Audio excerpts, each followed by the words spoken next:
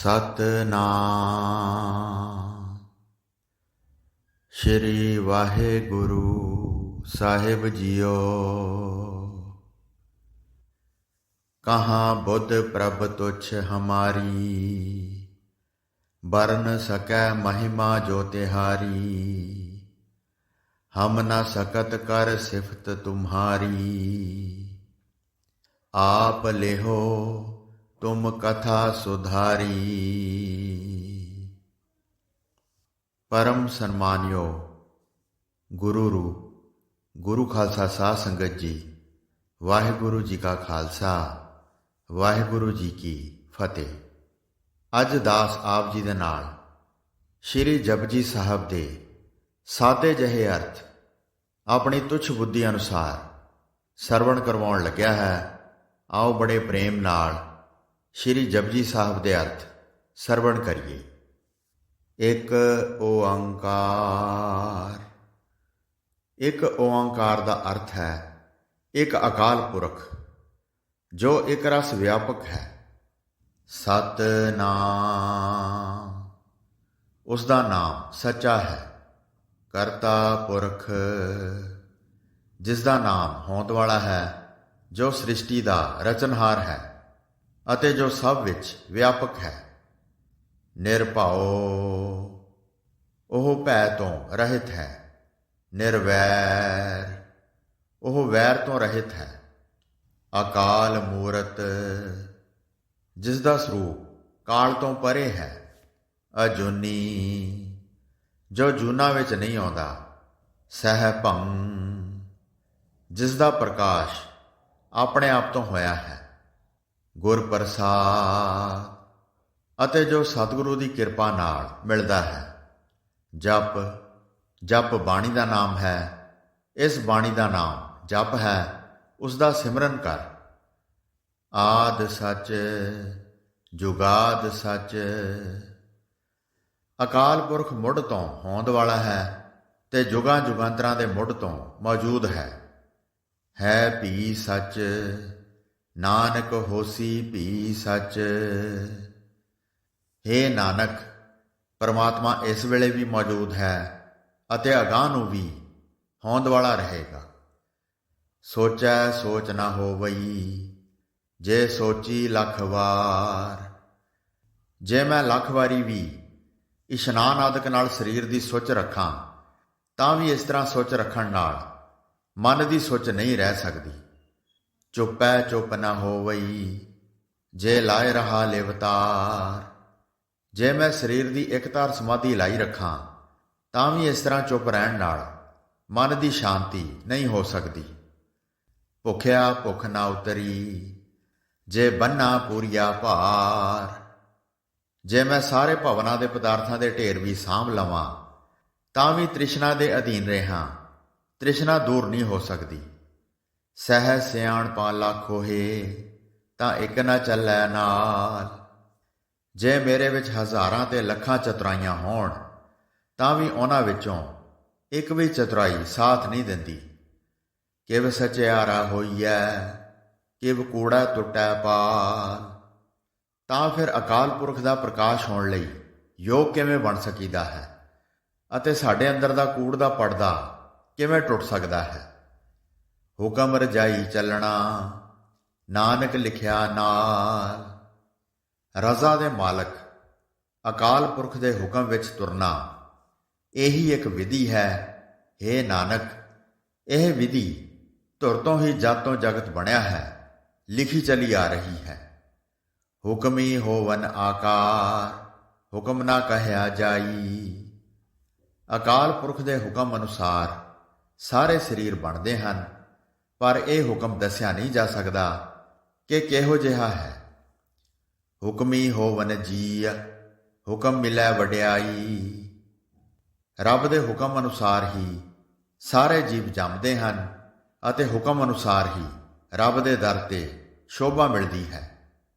ਹੁਕਮੀ ਉੱਤਮ ਨੀਚ, ਹੁਕਮ ਲਿਖ ਦੁੱਖ ਸੁੱਖ ਪਾਈਆ ਹੈ। ਰੱਬ ਦੇ ਹੁਕਮ ਵਿੱਚ ਕੋਈ ਮਨੁੱਖ ਚੰਗਾ ਬਣ ਜਾਂਦਾ ਹੈ, ਕੋਈ ਭੈੜਾ। ਉਸ ਦੇ ਹੁਕਮ ਵਿੱਚ ਹੀ ਆਪਣੇ ਕੀਤੇ ਕਰਮਾਂ ਦੇ ਲਿਖੇ ਅਨੁਸਾਰ ਦੁੱਖ ਤੇ ਸੁੱਖ ਭੋਗੀਦੇ ਹਨ। ਇਕ ਨਾ ਹੁਕਮੀ ਬਖਸ਼ੀਸ, ਇੱਕ ਹੁਕਮੀ ਸਦਾ ਭਵਾਈਆ ਹੈ।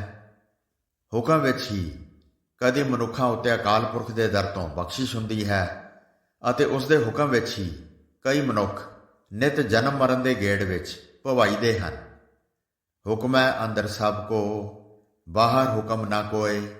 ਹਰੇਕ ਜੀਵ ਰੱਬ ਦੇ ਹੁਕਮ ਵਿੱਚ ਹੀ ਹੈ।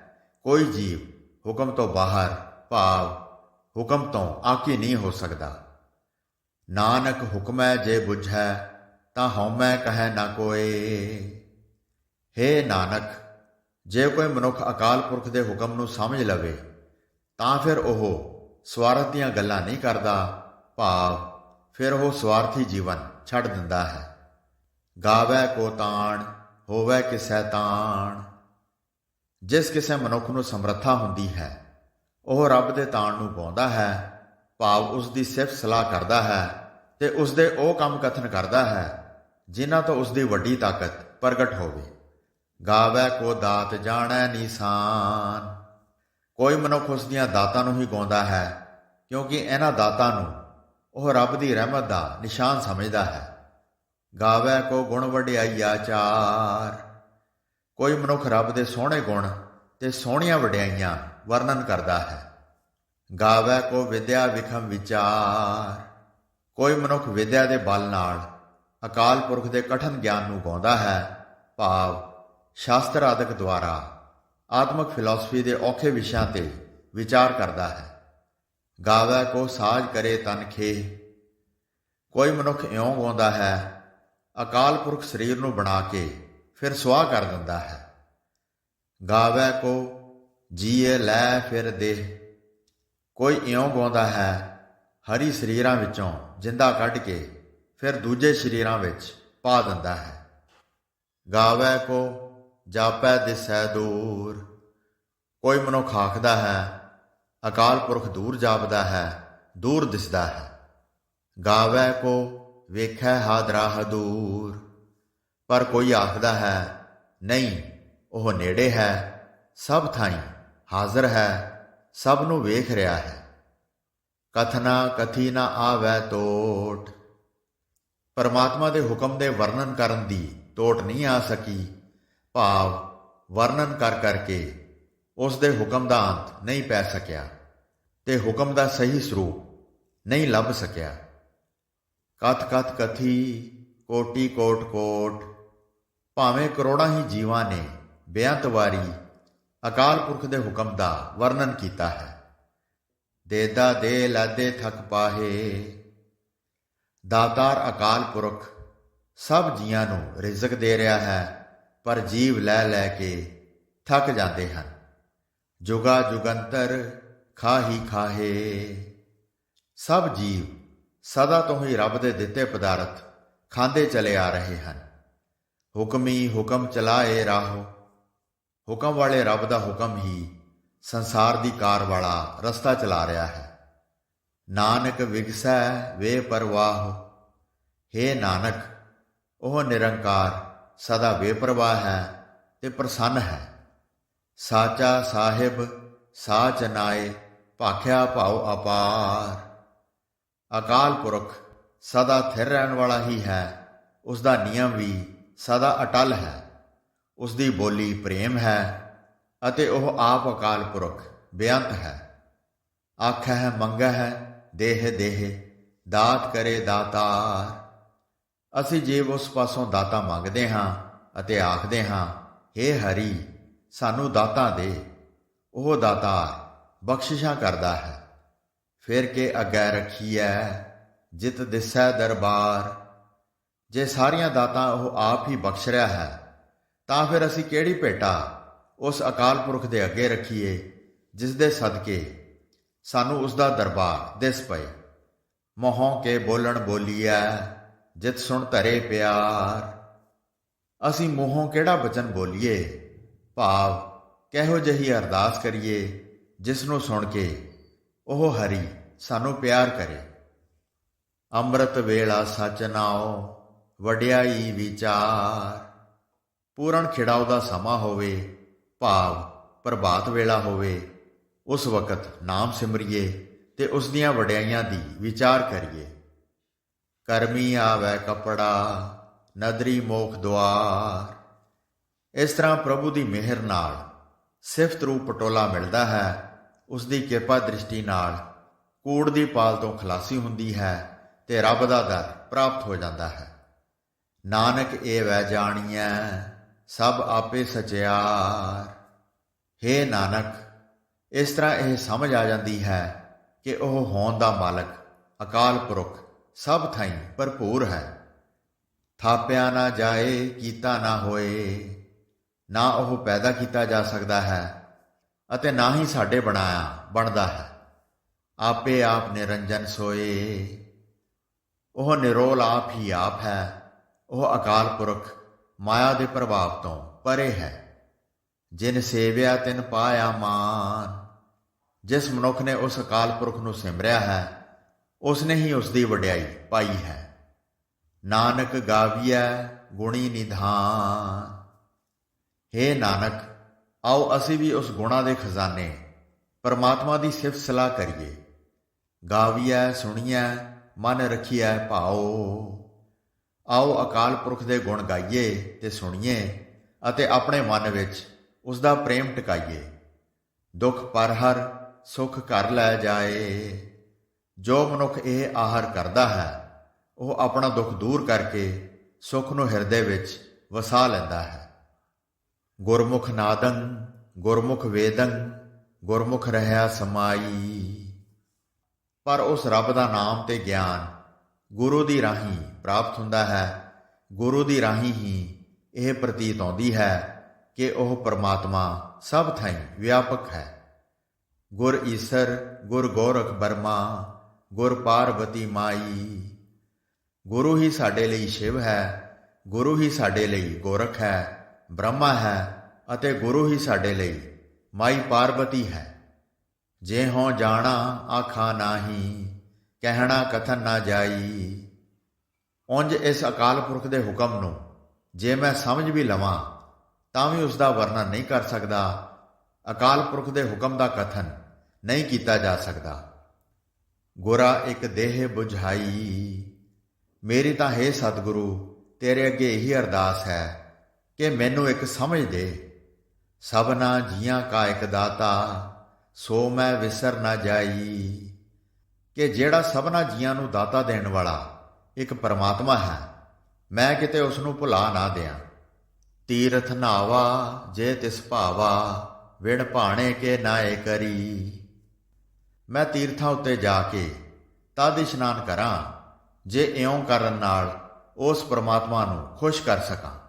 ਪਰ ਜੇ ਇਸ ਤਰ੍ਹਾਂ ਪਰਮਾਤਮਾ ਖੁਸ਼ ਨਹੀਂ ਹੁੰਦਾ ਤਾਂ ਮੈਂ ਤੀਰਥ ਉੱਤੇ ਇਸ਼ਨਾਨ ਕਰਕੇ ਕੀ ਖਟਾਂਗਾ।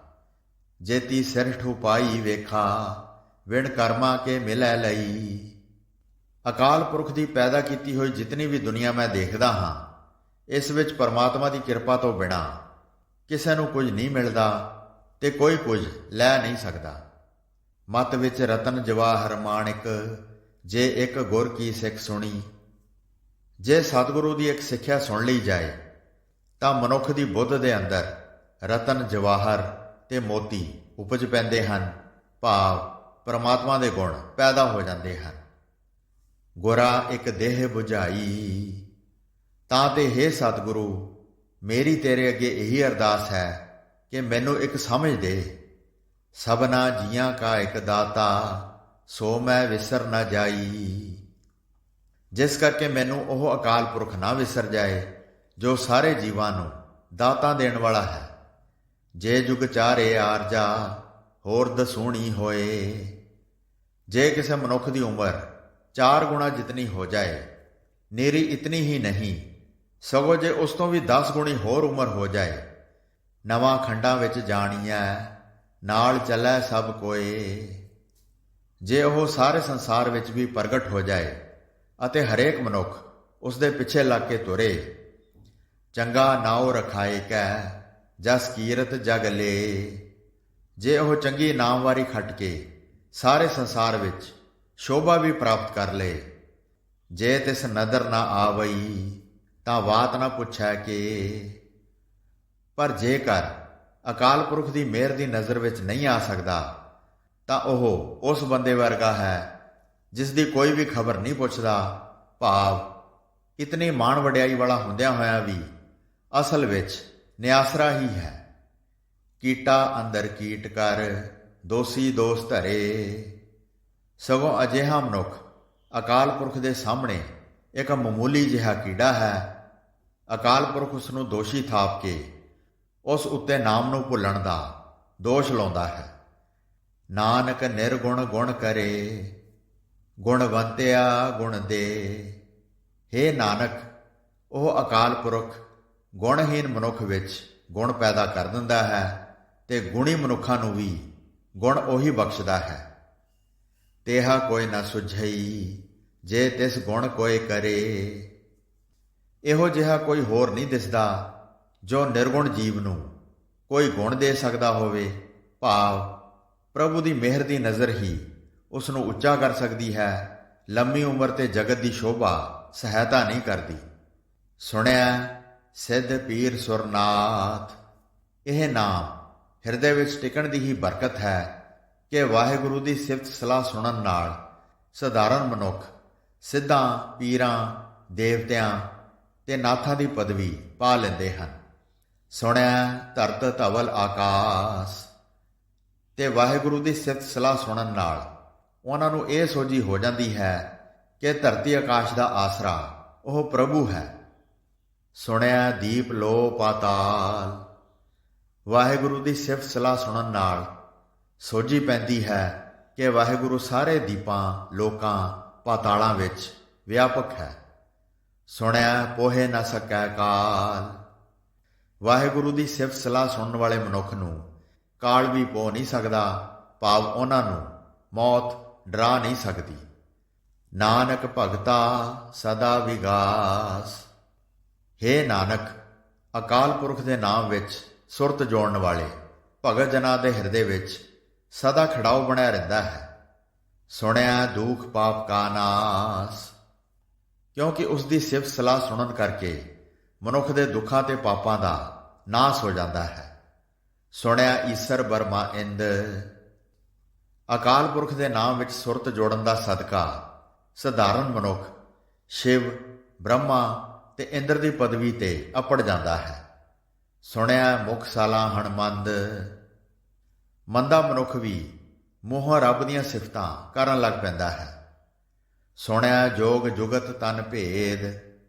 ਸਧਾਰਨ ਬੁੱਧ ਵਾਲੇ ਨੂੰ ਵੀ ਸਰੀਰ ਵਿੱਚ ਦੀਆਂ ਗੁੱਝੀਆਂ ਗੱਲਾਂ, ਭਾਵ ਅੱਖਾਂ, ਕੰਨ, ਜੀਵ ਆਦਿਕ ਇੰਦਰੀਆਂ ਦੇ ਚਾਲਿਆਂ ਤੇ ਵਿਕਾਰ ਆਦਿਕਾਂ ਵੱਲ ਦੌੜ ਭੱਜ ਦੇ ਭੇਦ ਦਾ ਪਤਾ ਲੱਗ ਜਾਂਦਾ ਹੈ। ਸੁਣਿਆ ਸਾਸਤ ਸਿਮਰਤ ਵੇਦ। ਪ੍ਰਭੂ ਮੇਲ ਦੀ ਜੁਗਤੀ ਦੀ ਸਮਝ ਪੈ ਜਾਂਦੀ ਹੈ। ਸ਼ਾਸਤਰਾਂ, ਸਿਮਰਤੀਆਂ ਤੇ ਵੇਦਾਂ ਦੀ ਸਮਝ ਪੈ ਜਾਂਦੀ ਹੈ। ਭਾਵ ਧਾਰਮਿਕ ਪੁਸਤਕਾਂ ਦਾ ਅਸਲ ਉੱਚਾ ਨਿਸ਼ਾਨਾ ਉਦੋਂ ਸਮਝ ਪੈਂਦਾ ਹੈ ਜਦੋਂ ਅਸੀਂ ਨਾਮ ਵਿੱਚ ਸੁਰਤ ਜੋੜਦੇ ਹਾਂ, ਨਹੀਂ ਤਾਂ ਨਿਰੇ ਲਫ਼ਜ਼ਾਂ ਨੂੰ ਹੀ ਪੜ੍ਹ ਛੱਡਦੇ ਹਾਂ। ਉਸ ਅਸਲੀ ਜਜ਼ਬੇ ਵਿੱਚ ਨਹੀਂ ਪਹੁੰਚਦੇ ਜਿਸ ਜਜ਼ਬੇ ਵਿੱਚ ਅਪੜ ਕੇ ਉਹ ਧਾਰਮਿਕ ਪੁਸਤਕਾਂ ਉਚਾਰੀਆਂ ਹੁੰਦੀਆਂ ਹਨ। ਨਾਨਕ ਭਗਤਾ ਸਦਾ ਵਿਗਾਸ। ਹੇ ਨਾਨਕ, ਨਾਮ ਨਾਲ ਪ੍ਰੀਤ ਕਰਨ ਵਾਲੇ ਭਗਤ ਜਨਾਂ ਦੇ ਹਿਰਦੇ ਵਿੱਚ ਸਦਾ ਹੀ ਖਿੜਾਓ ਬਣਿਆ ਰਹਿੰਦਾ ਹੈ। ਸੁਣਿਆ ਦੁਖ ਪਾਪ ਕਾ ਨਾਸ। ਕਿਉਂਕਿ ਰੱਬ ਦੀ ਸਿਫਤ ਸਲਾਹ ਸੁਣਨ ਕਰਕੇ ਮਨੁੱਖ ਦੇ ਦੁੱਖਾਂ ਤੇ ਪਾਪਾਂ ਦਾ ਨਾਸ਼ ਹੋ ਜਾਂਦਾ ਹੈ। ਸੁਣਿਆ ਸਤ ਸੰਤੋਖ ਗਿਆਨ। ਰੱਬ ਦੇ ਨਾਮ ਵਿੱਚ ਜੁੜਨ ਨਾਲ ਹਿਰਦੇ ਵਿੱਚ ਦਾਨ ਦੇਣ ਦਾ ਸੁਭਾਅ, ਸੰਤੋਖ ਤੇ ਪ੍ਰਕਾਸ਼ ਪ੍ਰਗਟ ਹੋ ਜਾਂਦਾ ਹੈ। ਸੁਣਿਆ 68 ਕਾ ਇਸ਼ਨਾਨ। ਮਾਨੋ 68 ਤੀਰਥਾਂ ਦਾ ਇਸ਼ਨਾਨ ਹੀ ਹੋ ਜਾਂਦਾ ਹੈ। ਭਾਵ 68 ਤੀਰਥਾਂ ਦੇ ਇਸ਼ਨਾਨ ਨਾਮ ਜਪਣ ਦੇ ਵਿੱਚ ਹੀ ਆ ਜਾਂਦੇ ਹਨ। ਸੁਣਿਆ ਪੜ੍ਹ ਪੜ੍ਹ ਪਾਵਹਿ ਮਾਨ। ਜੋ ਸਤਕਾਰ ਮਨੁੱਖ ਵਿਦਿਆ ਪੜ੍ਹ ਕੇ ਪਾਉਂਦੇ ਹਨ, ਉਹ ਭਗਤ ਜਨਾਂ ਨੂੰ ਅਕਾਲ ਪੁਰਖ ਦੇ ਨਾਮ ਵਿੱਚ ਜੁੜ ਕੇ ਹੀ ਮਿਲ ਜਾਂਦਾ ਹੈ। ਸੁਣਿਆ ਲਾਗੈ ਸਹਿਜ ਧਿਆਨ। ਨਾਮ ਸੁਣਨ ਦਾ ਸਦਕਾ ਅਡੋਲਤਾ ਵਿੱਚ ਚਿੱਤ ਦੀ ਬਿਰਤੀ ਟਿਕ ਜਾਂਦੀ ਹੈ। ਨਾਨਕ ਭਗਤਾ ਸਦਾ ਵਿਗਾਸ।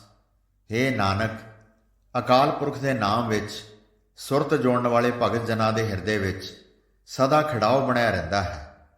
ਸੁਣਿਆ ਦੁੱਖ ਪਾਪ ਕਾ ਨਾਸ, ਕਿਉਂਕਿ ਅਕਾਲ ਪੁਰਖ ਦੀ ਸਿਫਤ ਸਲਾਹ ਸੁਣਨ ਨਾਲ ਮਨੁੱਖ ਦੇ ਦੁੱਖਾਂ ਤੇ ਪਾਪਾਂ ਦਾ ਨਾਸ ਹੋ ਜਾਂਦਾ ਹੈ। ਸੁਣਿਆ ਸਾਰਾ ਗੁਣਾ ਕੇਗਾ, ਅਕਾਲ ਪੁਰਖ ਦੇ ਨਾਮ ਵਿੱਚ ਸੁਰਤ ਜੋੜਨ ਨਾਲ ਸਧਾਰਨ ਮਨੁੱਖ ਬੇਅੰਤ ਗੁਣਾਂ ਦੀ ਸੂਝ ਵਾਲੇ ਹੋ ਜਾਂਦੇ ਹਨ। ਸੁਣਿਆ ਸ਼ੇਖ ਪੀਰ ਪਾਤਸ਼ਾਹ, ਅਤੇ ਸ਼ੇਖ ਪੀਰ ਤੇ ਪਾਤਸ਼ਾਹਾਂ ਦੀ ਪਦਵੀ ਪਾ ਲੈਂਦੇ ਹਨ।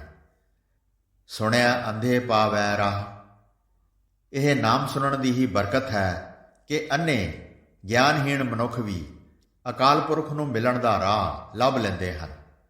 ਸੁਣਿਆ ਹਾਥ ਹੋਵੈ ਅਸਗਾਹ, ਅਕਾਲ ਪੁਰਖ ਦੇ ਨਾਮ ਵਿੱਚ ਜੁੜਨ ਦਾ ਸਦਕਾ ਇਸ ਡੂੰਘੇ ਸੰਸਾਰ ਸਮੁੰਦਰ ਦੀ ਅਸਲੀਅਤ ਸਮਝ ਵਿੱਚ ਆ ਜਾਂਦੀ ਹੈ। ਨਾਨਕ ਭਗਤਾ ਸਦਾ ਵਿਗਾਸ, ਸੁਣਿਆ ਦੁੱਖ ਪਾਪ ਕਾ ਨਾਸ। ਹੇ ਨਾਨਕ, ਅਕਾਲ ਪੁਰਖ ਦੇ ਨਾਮ ਵਿੱਚ ਸੁਰਤ ਜੋੜਨ ਵਾਲੇ ਭਗਤ ਜਨਾਂ ਦੇ ਹਿਰਦੇ ਵਿੱਚ ਸਦਾ ਖਿੜਾਓ ਬਣਿਆ ਰਹਿੰਦਾ ਹੈ, ਕਿਉਂਕਿ ਅਕਾਲ ਪੁਰਖ ਦਾ ਨਾਮ ਸੁਣਨ ਨਾਲ ਮਨੁੱਖ ਦੇ ਦੁੱਖਾਂ ਤੇ ਪਾਪਾਂ ਦਾ ਨਾਸ ਹੋ ਜਾਂਦਾ ਹੈ। ਮੰਨੇ ਕੀ ਗਤ ਕਹੀ ਨਾ ਜਾਏ, ਉਸ ਮਨੁੱਖ ਦੀ ਉੱਚੀ ਆਤਮਿਕ ਅਵਸਥਾ ਦੱਸੀ ਨਹੀਂ ਜਾ ਸਕਦੀ ਜਿਸ ਨੇ ਅਕਾਲ ਪੁਰਖ ਦੇ ਨਾਮ ਨੂੰ ਮੰਨ ਲਿਆ ਹੈ, ਭਾਵ ਜਿਸ ਦੀ ਲਗਨ ਨਾਮ ਵਿੱਚ ਲੱਗ ਗਈ ਹੈ। ਜੇ ਕੋ ਕਹੈ ਪਿਛੈ ਪਛਤਾਏ, ਜੇ ਕੋਈ ਮਨੁੱਖ ਬਿਆਨ ਵੀ ਕਰੇ ਤਾਂ ਉਹ ਪਿੱਛੋਂ ਪਛਤਾਉਂਦਾ ਹੈ ਕਿ ਮੈਂ ਹੋਛਾ ਯਤਨ ਕੀਤਾ ਹੈ। ਕਾਗਦ ਕਲਮ ਨਾ ਲਿਖਣ ਹਾਰ, ਨਾਮ ਵਿੱਚ ਪਤੀਜੇ ਹੋਏ ਦੀ ਆਤਮਿਕ ਅਵਸਥਾ ਕਾਗਜ਼ ਉੱਤੇ ਕਲਮ ਨਾਲ ਕੋਈ ਮਨੁੱਖ ਲਿਖਣ ਦੇ ਸਮਰੱਥ ਨਹੀਂ ਹੈ। ਮੰਨੇ ਕਾ ਬਹਿ ਕਰਨ ਵਿਚਾਰ, ਭਾਵੇਂ ਕਿ ਮਨੁੱਖ ਰਲ ਕੇ ਉਸ ਦਾ ਅੰਦਾਜ਼ਾ ਲਾਉਣ ਬਾਬਤ ਵਿਚਾਰ ਜ਼ਰੂਰ ਕਰਦੇ ਹਨ। ਐਸਾ ਨਾਮ ਨਿਰੰਜਨ ਹੋਏ, ਅਕਾਲ ਪੁਰਖ ਦਾ ਨਾਮ ਬਹੁਤ ਉੱਚਾ ਹੈ ਤੇ ਮਾਇਆ ਦੇ ਪ੍ਰਭਾਵ ਤੋਂ ਪਰੇ ਹੈ। ਇਸ ਵਿੱਚ ਜੁੜਨ ਵਾਲਾ ਵੀ ਉੱਚੀ ਆਤਮਿਕ ਅਵਸਥਾ ਵਾਲਾ ਹੋ ਜਾਂਦਾ ਹੈ। ਪਰ ਇਹ ਗੱਲ ਤਾਂ ਹੀ ਸਮਝ ਵਿੱਚ ਆਉਂਦੀ ਹੈ ਜੇ ਕੋ ਮਨ ਜਾਣੈ ਮਨ ਕੋਏ, ਜੇ ਕੋਈ ਮਨੁੱਖ ਆਪਣੇ ਅੰਦਰ ਲਗਨ ਲਾ ਕੇ ਵੇਖੇ। ਮੰਨੈ ਸੁਰਤ ਹੋਵੈ ਮਨ ਬੁੱਧ, ਜੇ ਮਨੁੱਖ ਦੇ ਮਨ ਵਿੱਚ ਪ੍ਰਭੂ ਦੇ ਨਾਮ ਦੀ ਲਗਨ ਲੱਗ ਜਾਏ ਤਾਂ ਉਸ ਦੀ ਸੁਰਤ ਉੱਚੀ ਹੋ ਜਾਂਦੀ ਹੈ, ਉਸ ਦੇ ਮਨ ਵਿੱਚ ਜਾਗਰਤ ਆ ਜਾਂਦੀ ਹੈ, ਭਾਵ ਮਾਇਆ ਵਿੱਚ ਸੁੱਤਾ ਮਨ ਜਾਗ ਪੈਂਦਾ ਹੈ। ਮੰਨੈ ਸਗਲ ਭਵਨ ਕੀ ਸੁਧ, ਸਾਰੇ ਭਵਨਾਂ ਦੀ ਉਸ ਨੂੰ ਸੋਝੀ ਹੋ ਜਾਂਦੀ ਹੈ ਕਿ ਹਰ ਥਾਂ ਪਰਮਾਤਮਾ ਵਿਆਪਕ ਹੈ। ਮੰਨੈ ਮੋਹਿ ਚੋਟਾ ਨਾ ਖਾਏ, ਉਹ ਮਨੁੱਖ ਸੰਸਾਰ ਦੇ ਵਿਕਾਰਾਂ ਦੀਆਂ ਸੱਟਾਂ ਮੂੰਹ ਉੱਤੇ ਨਹੀਂ ਖਾਂਦਾ, ਭਾਵ ਸੰਸਾਰਕ ਵਿਕਾਰ ਉਸ ਉੱਤੇ ਦਬਾਅ ਨਹੀਂ ਪਾ ਸਕਦੇ।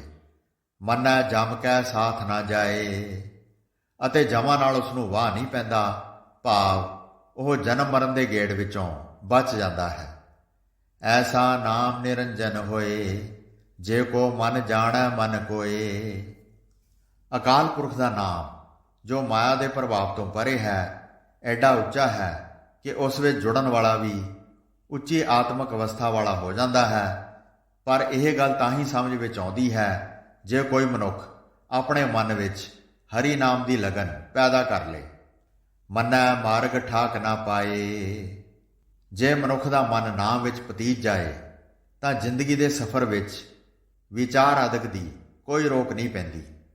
ਮੰਨੈ ਪਤ ਸਿਉ ਪ੍ਰਗਟ ਜਾਏ, ਉਹ ਸੰਸਾਰ ਵਿੱਚ ਸ਼ੋਭਾ ਖੱਟ ਕੇ ਇੱਜ਼ਤ ਨਾਲ ਜਾਂਦਾ ਹੈ। ਮੰਨੈ ਮਗ ਨਾ ਚੱਲੈ ਪੰਥ, ਉਹ ਫਿਰ ਦੁਨੀਆ ਦੇ ਵੱਖੋ ਵੱਖਰੇ ਧਰਮਾਂ ਦੇ ਦੱਸੇ ਰਸਤਿਆਂ ਤੇ ਨਹੀਂ ਤੁਰਦਾ, ਭਾਵ ਉਸ ਦੇ ਅੰਦਰ ਇਹ ਵਿਖੇਪਤਾ ਨਹੀਂ ਰਹਿੰਦੀ ਕਿ ਇਹ ਰਸਤਾ ਚੰਗਾ ਹੈ ਤੇ ਇਹ ਮੰਦਾ ਹੈ। ਮੰਨੈ ਧਰਮ ਸੇਤੀ ਸੰਬੰਧ, ਉਸ ਮਨੁੱਖ ਦਾ ਧਰਮ ਨਾਲ ਸਿੱਧਾ ਜੋੜ ਬਣ ਜਾਂਦਾ ਹੈ। ਐਸਾ ਨਾਮ ਨਿਰੰਜਨ ਹੋਏ, ਜੇ ਕੋ ਮਨ ਜਾਣੈ ਮਨ ਕੋਏ। ਅਕਾਲ ਪੁਰਖ ਦਾ ਨਾਮ ਜੋ ਮਾਇਆ ਦੇ ਪ੍ਰਭਾਵ ਤੋਂ ਪਰੇ ਹੈ, ਐਡਾ ਉੱਚਾ ਹੈ ਕਿ ਉਸ ਵਿੱਚ ਜੁੜਨ ਵਾਲਾ ਵੀ ਉੱਚੀ ਆਤਮਿਕ ਅਵਸਥਾ ਵਾਲਾ ਹੋ ਜਾਂਦਾ ਹੈ। ਪਰ ਇਹ ਗੱਲ ਤਾਂ ਹੀ ਸਮਝ ਵਿੱਚ ਆਉਂਦੀ ਹੈ ਜੇ ਕੋਈ ਮਨੁੱਖ ਆਪਣੇ ਮਨ ਵਿੱਚ ਹਰੀ ਨਾਮ ਦੀ ਲਗਨ ਪੈਦਾ ਕਰ ਲਏ। ਮੰਨੈ ਪਾਵਹਿ ਮੋਖ ਦੁਆਰ, ਜੇ ਮਨ ਵਿੱਚ ਪ੍ਰਭੂ ਦੇ ਨਾਮ ਦੀ ਲਗਨ ਲੱਗ ਜਾਏ ਤਾਂ ਮਨੁੱਖ ਕੂੜ ਤੋਂ ਖਲਾਸੀ ਪਾਉਣ ਦਾ ਰਾਹ ਲੱਭ ਲੈਂਦੇ ਹਨ। ਮੰਨੈ ਪਰਵਾਰੈ ਸਾਧਾਰ। ਇਹੋ ਜਿਹਾ ਮਨੁੱਖ ਆਪਣੇ ਪਰਿਵਾਰ ਨੂੰ ਵੀ ਅਕਾਲ ਪੁਰਖ ਦੀ ਟੇਕ ਦ੍ਰਿੜ ਕਰਾਉਂਦਾ ਹੈ। ਮੰਨੈ ਤਰੈ ਤਾਰੇ ਗੁਰ ਸਿੱਖ। ਨਾਮ ਵਿੱਚ ਮਨ ਪਤੀਜਣ ਕਰਕੇ ਹੀ ਸਤਿਗੁਰੂ ਵੀ ਆਪ ਸੰਸਾਰ ਸਾਗਰ ਤੋਂ ਪਾਰ ਲੰਘ ਜਾਂਦਾ ਹੈ ਤੇ ਆਪਣੇ ਸਿੱਖਾਂ ਨੂੰ ਪਾਰ ਲੰਘਾਉਂਦਾ ਹੈ। ਮੰਨੈ ਨਾਨਕ ਭਵੈ ਨਾ ਭਿਖ। ਨਾਮ ਵਿੱਚ ਮਨ ਜੁੜਨ ਕਰਕੇ ਮਨੁੱਖ ਆਪਣੀਆਂ ਲੋੜਾਂ ਦੀ ਖਾਤਰ ਦਰ ਦਰ ਤੇ ਨਹੀਂ ਰੁਲਦੇ, ਜਾਂ ਕਹਿ ਲਓ ਧਿਰ ਧਿਰ ਦੀ ਮੁਥਾਜੀ ਨਹੀਂ ਕਰਦੇ ਫਿਰਦੇ। ਐਸਾ ਨਾਮ ਨਿਰੰਜਨ ਹੋਏ, ਜੇ ਕੋ ਮਨ ਜਾਣੈ ਮਨ ਕੋਏ। ਅਕਾਲ ਪੁਰਖ ਦਾ ਨਾਮ ਜੋ ਮਾਇਆ ਦੇ ਪ੍ਰਭਾਵ ਤੋਂ ਪਰੇ ਹੈ, ਐਡਾ ਉੱਚਾ ਹੈ ਕਿ ਇਸ ਵਿੱਚ ਜੁੜਨ ਵਾਲਾ ਵੀ ਉੱਚੇ ਜੀਵਨ ਵਾਲਾ ਹੋ ਜਾਂਦਾ ਹੈ। ਪਰ ਇਹ ਗੱਲ ਤਾਂ ਹੀ ਸਮਝ ਵਿੱਚ ਆਉਂਦੀ ਹੈ ਜੇ ਕੋਈ ਮਨੁੱਖ ਆਪਣੇ ਮਨ ਵਿੱਚ ਹਰੀ ਨਾਮ ਦੀ ਲਗਨ ਪੈਦਾ ਕਰੇ। ਪੰਜ ਪਰਵਾਨ ਪੰਜ ਪ੍ਰਧਾਨ। ਜਿਨ੍ਹਾਂ ਮਨੁੱਖਾਂ ਦੀ ਸੁਰਤ ਨਾਮ ਵਿੱਚ ਜੁੜੀ ਰਹਿੰਦੀ ਹੈ ਤੇ ਜਿਨ੍ਹਾਂ ਦੇ ਅੰਦਰ ਪ੍ਰਭੂ ਵਾਸਤੇ ਲਗਨ ਬਣ ਜਾਂਦੀ ਹੈ, ਉਹੀ ਮਨੁੱਖ ਇੱਥੇ ਜਗਤ ਵਿੱਚ ਮੰਨੇ ਪਰਮੰਨੇ ਰਹਿੰਦੇ ਹਨ ਅਤੇ ਸਭ ਦੇ ਆਗੂ ਹੁੰਦੇ ਹਨ। ਪੰਚੇ ਪਾਵਹਿ ਦਰਗਹਿ ਮਾਨ। ਅਕਾਲ ਪੁਰਖ ਦੀ ਦਰਗਾਹ ਵਿੱਚ ਵੀ ਉਹ ਪੰਜ ਜਨ ਹੀ ਆਦਰ ਪਾਉਂਦੇ ਹਨ। ਪੰਚੇ ਸੋਹੇ ਦਰ ਰਾਜਾਨ। ਰਾਜ ਦਰਬਾਰਾਂ ਵਿੱਚ ਵੀ ਉਹ ਪੰਜ ਜਨ ਹੀ ਸੋਭਦੇ ਹਨ। ਪੰਚਾਂ ਕਾ ਗੁਰ ਏਕ ਧਿਆਨ। ਇਹਨਾਂ ਪੰਜ ਜਨਾਂ ਦੀ ਸੁਰਤ ਦਾ ਨਿਸ਼ਾਨਾ ਕੇਵਲ ਇੱਕ ਗੁਰੂ ਹੀ ਹੈ, ਭਾਵ ਇਹਨਾਂ ਦੀ ਸੁਰਤ ਗੁਰ ਸ਼ਬਦ ਵਿੱਚ ਹੀ ਰਹਿੰਦੀ ਹੈ। ਗੁਰ ਸ਼ਬਦ ਵਿੱਚ ਜੁੜੇ ਰਹਿਣਾ ਹੀ ਇਹਨਾਂ ਦਾ ਅਸਲ ਨਿਸ਼ਾਨਾ ਹੈ। ਜੇ ਕੋ ਕਹੈ ਕਰੈ ਵਿਚਾਰ। ਭਾਵੇਂ ਕੋਈ ਕਥਨ ਕਰਕੇ ਵੇਖੇ ਤੇ ਵਿਚਾਰ ਕਰ ਲਏ। ਕਰਤੇ ਕੈ ਕਰਣਾ ਨਾਹੀ ਸੁਮਾਰ। ਅਕਾਲ ਪੁਰਖ ਦੀ ਕੁਦਰਤ ਦਾ ਕੋਈ ਲੇਖਾ ਹੀ ਨਹੀਂ, ਭਾਵ ਉਸ ਦਾ ਅੰਤ ਨਹੀਂ ਪਾਇਆ ਜਾ ਸਕਦਾ। ਧੌਲ ਧਰਮ ਦਇਆ ਕਾ ਪੂਤ। ਅਕਾਲ ਪੁਰਖ ਦਾ ਧਰਮ ਰੂਪੀ ਬਜਵਾਂ ਨਿਯਮ ਹੀ ਬਲਦ ਹੈ ਜੋ ਸ੍ਰਿਸ਼ਟੀ ਨੂੰ ਕਾਇਮ ਰੱਖ ਰਿਹਾ ਹੈ। ਇਹ ਧਰਮ ਦਇਆ ਦਾ ਪੁੱਤਰ ਹੈ, ਭਾਵ ਅਕਾਲ ਪੁਰਖ ਨੇ ਆਪਣੀ ਮਿਹਰ ਕਰਕੇ ਸ੍ਰਿਸ਼ਟੀ ਨੂੰ ਟਿਕਾ ਰੱਖਣ ਲਈ ਧਰਮ ਰੂਪ ਨਿਯਮ ਬਣਾ ਦਿੱਤਾ ਹੈ।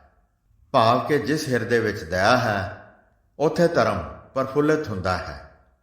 ਸੰਤੋਖ ਥਾਪ ਰੱਖਿਆ ਜਿਨ ਸੂਤ। ਇਸ ਧਰਮ ਨੇ ਆਪਣੀ ਮਰਿਆਦਾ ਅਨੁਸਾਰ ਸੰਤੋਖ ਨੂੰ ਜਨਮ ਦੇ ਦਿੱਤਾ ਹੈ। ਜੇ ਕੋ ਬੁਝੈ ਹੋਵੈ ਸਚਿਆਰ। ਜੇ ਕੋਈ ਮਨੁੱਖ ਇਸ ਦਸੀ ਵਿਚਾਰ ਨੂੰ ਸਮਝ ਲਏ ਤਾਂ ਉਹ ਇਸ ਯੋਗ ਹੋ ਜਾਂਦਾ ਹੈ ਕਿ ਉਸ ਦੇ ਅੰਦਰ ਅਕਾਲ ਪੁਰਖ ਦਾ ਪ੍ਰਕਾਸ਼ ਹੋ ਜਾਏ। ਧਵਲੇ ਉੱਪਰ ਕੇਤਾ ਭਾਰ। ਨਹੀਂ ਤਾਂ ਖਿਆਲ ਤਾਂ ਕਰੋ ਕਿ ਬਲਦ ਉੱਤੇ ਧਰਤੀ ਦਾ ਕਿਤਨਾ ਕੁ ਬੇਅੰਤ ਭਾਰ ਹੈ। ਉਹ ਵਿਚਾਰਾ ਇਤਨੇ ਭਾਰ ਨੂੰ ਚੁੱਕ ਕਿਵੇਂ ਸਕਦਾ ਹੈ। ਧਰਤੀ ਹੋਰ ਪਰਾ ਹੋਰ। ਦੂਜੀ ਵਿਚਾਰ ਹੋਰ ਹੈ ਕਿ ਜੇ ਧਰਤੀ ਦੇ ਹੇਠਾਂ ਬਲਦ ਹੈ, ਉਸ ਬਲਦ ਨੂੰ ਸਹਾਰਾ ਦੇਣ ਲਈ ਹੇਠਾਂ ਹੋਰ ਧਰਤੀ ਹੋਈ, ਉਸ ਧਰਤੀ ਦੇ ਹੇਠਾਂ ਹੋਰ ਬਲਦ, ਉਸ ਤੋਂ ਹੇਠਾਂ ਧਰਤੀ ਦੇ ਹੇਠ ਹੋਰ ਬਲਦ, ਫਿਰ ਹੋਰ ਬਲਦ। ਤਿਸ ਤੇ ਭਾਰ ਤਲੈ ਕਵਣ ਜੋਰ। ਇਸੇ ਤਰ੍ਹਾਂ ਅਖੀਰਲੇ ਬਲਦ ਤੋਂ ਭਾਰ ਸਹਾਰਨ ਲਈ ਉਸ ਦੇ ਹੇਠ ਕਿਹੜਾ ਆਸਰਾ ਹੋਵੇਗਾ। ਜੀ ਜਾਤ ਰੰਗਾ ਕੇ ਨਾਮ। ਸ੍ਰਿਸ਼ਟੀ ਵਿੱਚ ਕਈ ਜਾਤਾਂ ਦੇ, ਕਈ ਨਿਯਮਾਂ ਦੇ ਅਤੇ ਕਈ ਨਾਵਾਂ ਦੇ ਜੀਵ ਹਨ।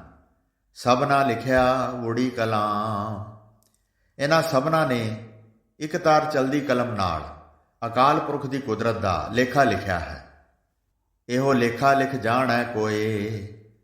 ਪਰ ਕੋਈ ਵਿਰਲਾ ਮਨੁੱਖ ਇਹ ਲੇਖਾ ਲਿਖਣਾ ਜਾਣਦਾ ਹੈ, ਭਾਵ ਪਰਮਾਤਮਾ ਦੀ ਕੁਦਰਤ ਦਾ ਅੰਤ ਕੋਈ ਵੀ ਜੀਵ ਪਾ ਨਹੀਂ ਸਕਦਾ। ਲੇਖਾ ਲਿਖਿਆ ਕੀਤਾ ਹੋਏ। ਜੇ ਲੇਖਾ ਲਿਖਿਆ ਵੀ ਜਾਏ ਤਾਂ ਇਹ ਅੰਦਾਜ਼ਾ ਨਹੀਂ ਲੱਗ ਸਕਦਾ ਕਿ ਲੇਖਾ ਕਿੱਡਾ ਵੱਡਾ ਹੋ ਜਾਏ। ਕੇਤਾ ਤਾਣ ਸਵਾਲਿਓ ਹੋ ਰੂਪ। ਅਕਾਲ ਪੁਰਖ ਦਾ ਬੇਅੰਤ ਬਲ ਹੈ, ਬੇਅੰਤ ਸੁੰਦਰ ਰੂਪ ਹੈ। ਕੇਤੀ ਦਾਤ ਜਾਣੈ ਕੌਣ ਕੂਤ। ਬੇਅੰਤ ਉਸ ਦੀ ਦਾਤ ਹੈ, ਇਸ ਦਾ ਕੌਣ ਅੰਦਾਜ਼ਾ ਲਾ ਸਕਦਾ ਹੈ। ਕੀਤਾ ਪਸਾਓ ਏਕੋ ਕਵਾਓ। ਅਕਾਲ ਪੁਰਖ ਨੇ ਆਪਣੇ ਹੁਕਮ ਨਾਲ ਸਾਰਾ ਸੰਸਾਰ ਬਣਾ ਦਿੱਤਾ ਹੈ। ਇਸ ਤੇ ਹੋਏ ਲੱਖ ਦਰਿਆਓ। ਉਸ ਹੁਕਮ ਨਾਲ ਹੀ ਜ਼ਿੰਦਗੀ ਦੇ ਲੱਖਾਂ ਦਰਿਆ ਬਣ ਗਏ।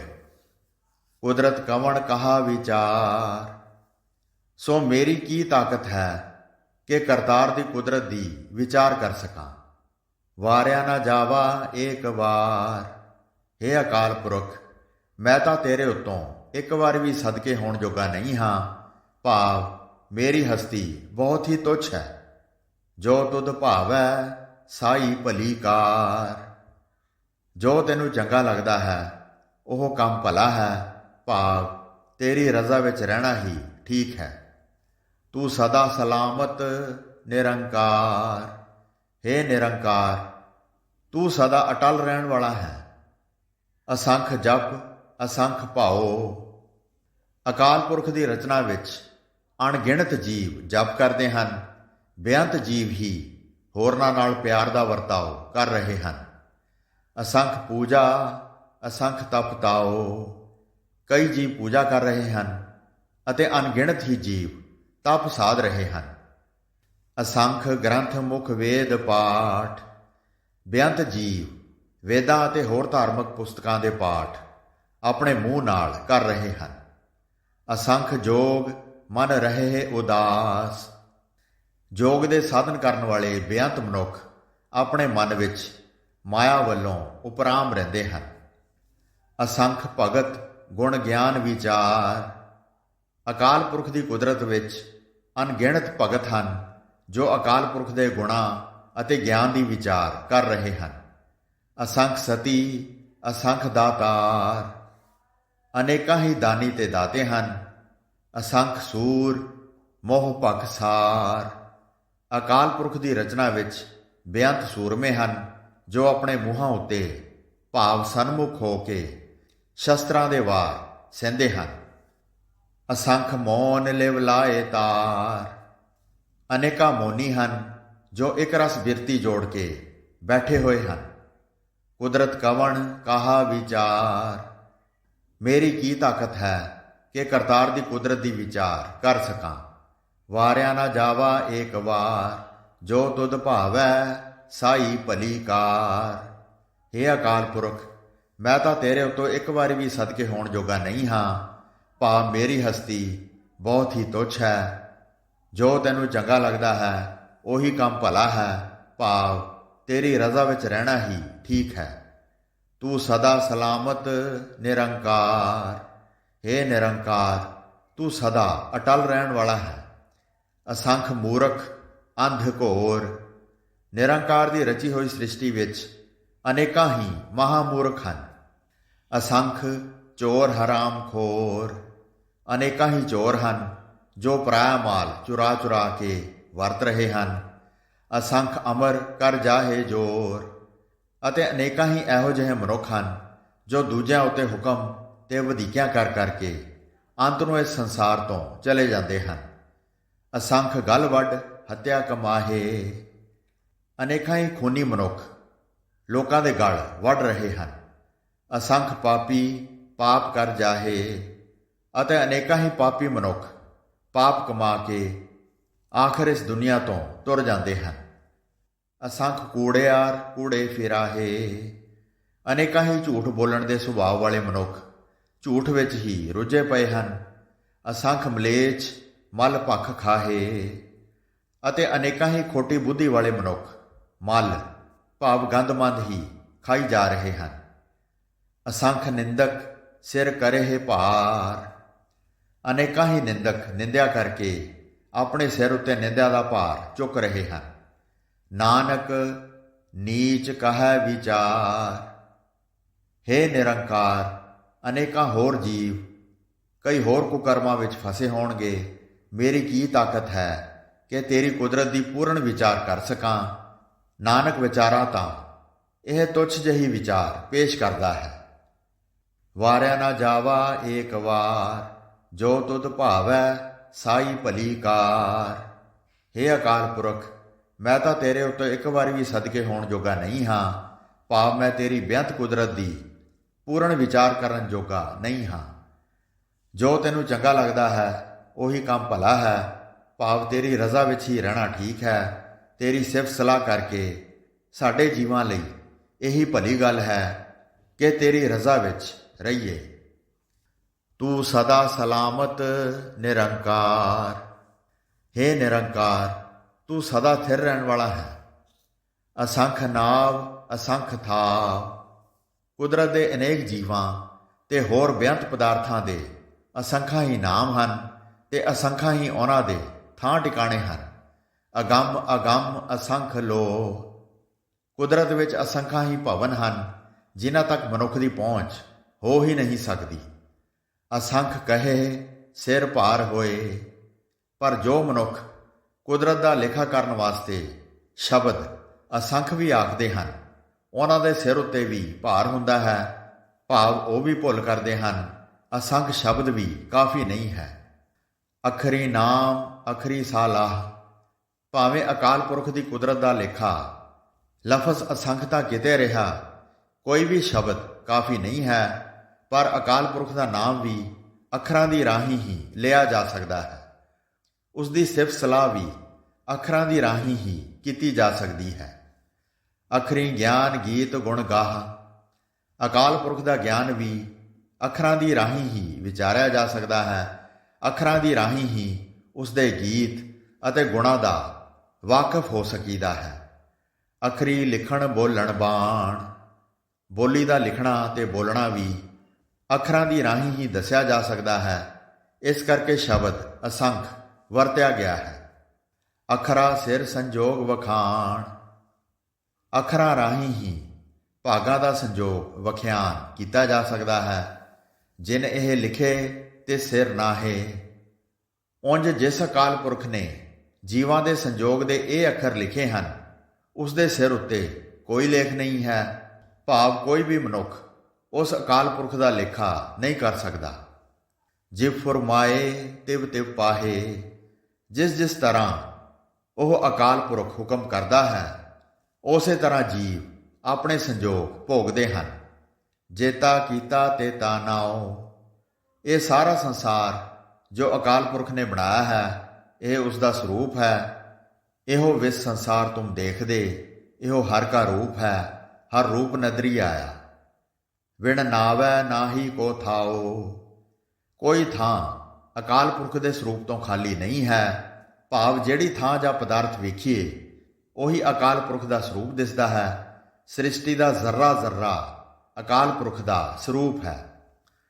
ਕੁਦਰਤ ਕਵਣ ਕਹਾ ਵਿਚਾਰ, ਵਾਰਿਆ ਨਾ ਜਾਵਾ ਏਕ ਵਾਰ। ਜੋ ਤੁਧ ਭਾਵੈ ਸਾਈ ਭਲੀ ਕਾਰ, ਤੂੰ ਸਦਾ ਸਲਾਮਤ ਨਿਰੰਕਾਰ। ਮੇਰੀ ਕੀ ਤਾਕਤ ਹੈ ਕਿ ਕਰਤਾਰ ਦੀ ਕੁਦਰਤ ਦੀ ਵਿਚਾਰ ਕਰ ਸਕਾਂ। ਹੇ ਅਕਾਲ ਪੁਰਖ, ਮੈਂ ਤਾਂ ਤੇਰੇ ਉੱਤੋਂ ਇੱਕ ਵਾਰ ਵੀ ਸਦਕੇ ਹੋਣ ਜੋਗਾ ਨਹੀਂ ਹਾਂ। ਭਾਵ ਮੇਰੀ ਹਸਤੀ ਬਹੁਤ ਹੀ ਤੁੱਛ ਹੈ। ਜੋ ਤੈਨੂੰ ਚੰਗਾ ਲੱਗਦਾ ਹੈ ਉਹੀ ਕੰਮ ਭਲਾ ਹੈ। ਭਾਵ ਤੇਰੀ ਰਜ਼ਾ ਵਿੱਚ ਰਹਿਣਾ ਹੀ ਅਸਾਂ ਜੀਵਾਂ ਲਈ ਭਲੀ ਗੱਲ ਹੈ। ਹੇ ਨਿਰੰਕਾਰ, ਤੂੰ ਸਦਾ ਥਿਰ ਰਹਿਣ ਵਾਲਾ ਹੈ। ਭਰੀਐ ਹੱਥ ਪੈਰ ਤਨ ਦੇਹ, ਜੇ ਹੱਥ ਜਾਂ ਪੈਰ ਜਾਂ ਸਰੀਰ ਲਿਬੜ ਜਾਏ, ਪਾਣੀ ਧੋਤਾ ਉਤਰਸ ਖੇਹ, ਤਾਂ ਪਾਣੀ ਨਾਲ ਧੋਤਿਆਂ ਉਹ ਮੈਲ ਉਤਰ ਜਾਂਦੀ ਹੈ। ਮੂਤ ਪਲੀਤੀ ਕੱਪੜ ਹੋਏ, ਜੇ ਕੋਈ ਕੱਪੜਾ ਮੂਤਰ ਨਾਲ ਗੰਦਾ ਹੋ ਜਾਏ, ਦੇ ਸਾਬੁਣ ਲਈਆ ਉਹ ਧੋਏ, ਤਾਂ ਸਾਬਣ ਲਾ ਕੇ ਉਸ ਨੂੰ ਧੋ ਲਈਦਾ ਹੈ। ਭਰੀਐ ਮਤ ਪਾਪਾ ਕੈ ਸੰਗ, ਪਰ ਜੇ ਮਨੁੱਖ ਦੀ ਬੁੱਧੀ ਪਾਪਾਂ ਨਾਲ ਮਲੀਨ ਹੋ ਜਾਏ, ਉਹ ਧੋਪੈ ਨਾਵੈ ਕੈ ਰੰਗ, ਤਾਂ ਉਹ ਪਾਪ ਅਕਾਲ ਪੁਰਖ ਦੇ ਨਾਮ ਵਿੱਚ ਪਿਆਰ ਕਰਨ ਨਾਲ ਹੀ ਧੋਇਆ ਜਾ ਸਕਦਾ ਹੈ। ਪੁੰਨੀ ਪਾਪੀ ਆਖਣ ਨਾਹੇ, ਹੇ ਨਾਨਕ, ਪੁੰਨੀ ਜਾਂ ਪਾਪ ਨਿਰਾ ਨਾਮ ਹੀ ਨਹੀਂ ਹੈ। ਭਾਵ ਨਿਰਾ ਕਹਿਣ ਮਾਤਰ ਨਹੀਂ ਹੈ, ਸੱਚਮੁੱਚ ਹੀ ਕਰ ਕਰ ਕਰਣਾ ਲਿਖ ਲੈ ਜਾਹੋ।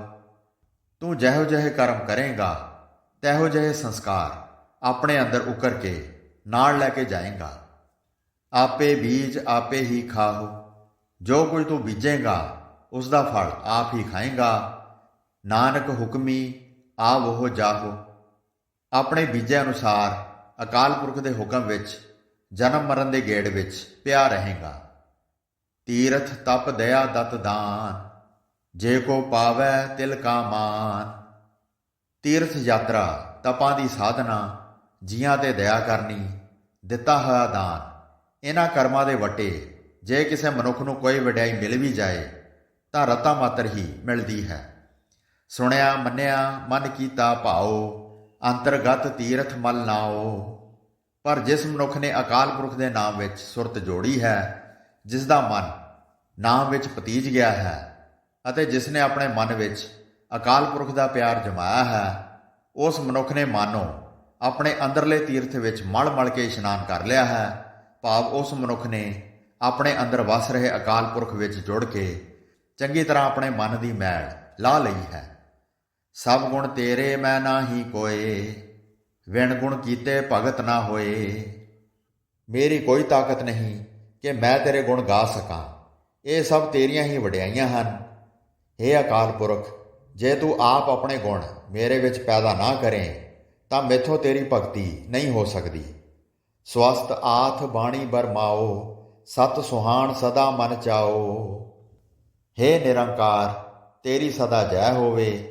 ਤੂੰ ਆਪ ਹੀ ਮਾਇਆ ਹੈ, ਤੂੰ ਆਪ ਹੀ ਬਾਣੀ ਹੈ, ਤੂੰ ਆਪ ਹੀ ਬ੍ਰਹਮਾ ਹੈ। ਭਾਵ ਇਸ ਸ੍ਰਿਸ਼ਟੀ ਨੂੰ ਬਣਾਉਣ ਵਾਲੇ ਮਾਇਆ, ਬਾਣੀ ਜਾਂ ਬ੍ਰਹਮਾ ਤੇਥੋਂ ਵੱਖਰੀ ਹਸਤੀ ਵਾਲੇ ਨਹੀਂ ਹਨ, ਜੋ ਲੋਕਾਂ ਨੇ ਮਨ ਰੱਖੇ ਹਨ। ਸਤ ਸੁਹਾਣ ਸਦਾ ਮਨ ਚਾਓ। ਤੂੰ ਸਦਾ ਥਿਰ ਹੈ, ਸੋਹਣਾ ਹੈ, ਤੇਰੇ ਮਨ ਵਿੱਚ ਸਦਾ ਖਿੜਾਓ ਹੈ। ਤੂੰ ਹੀ ਜਗਤ ਰਚਣ ਵਾਲਾ ਹੈ, ਤੈਨੂੰ ਹੀ ਪਤਾ ਹੈ ਤੂੰ ਕਦੋਂ ਬਣਾਇਆ ਹੈ।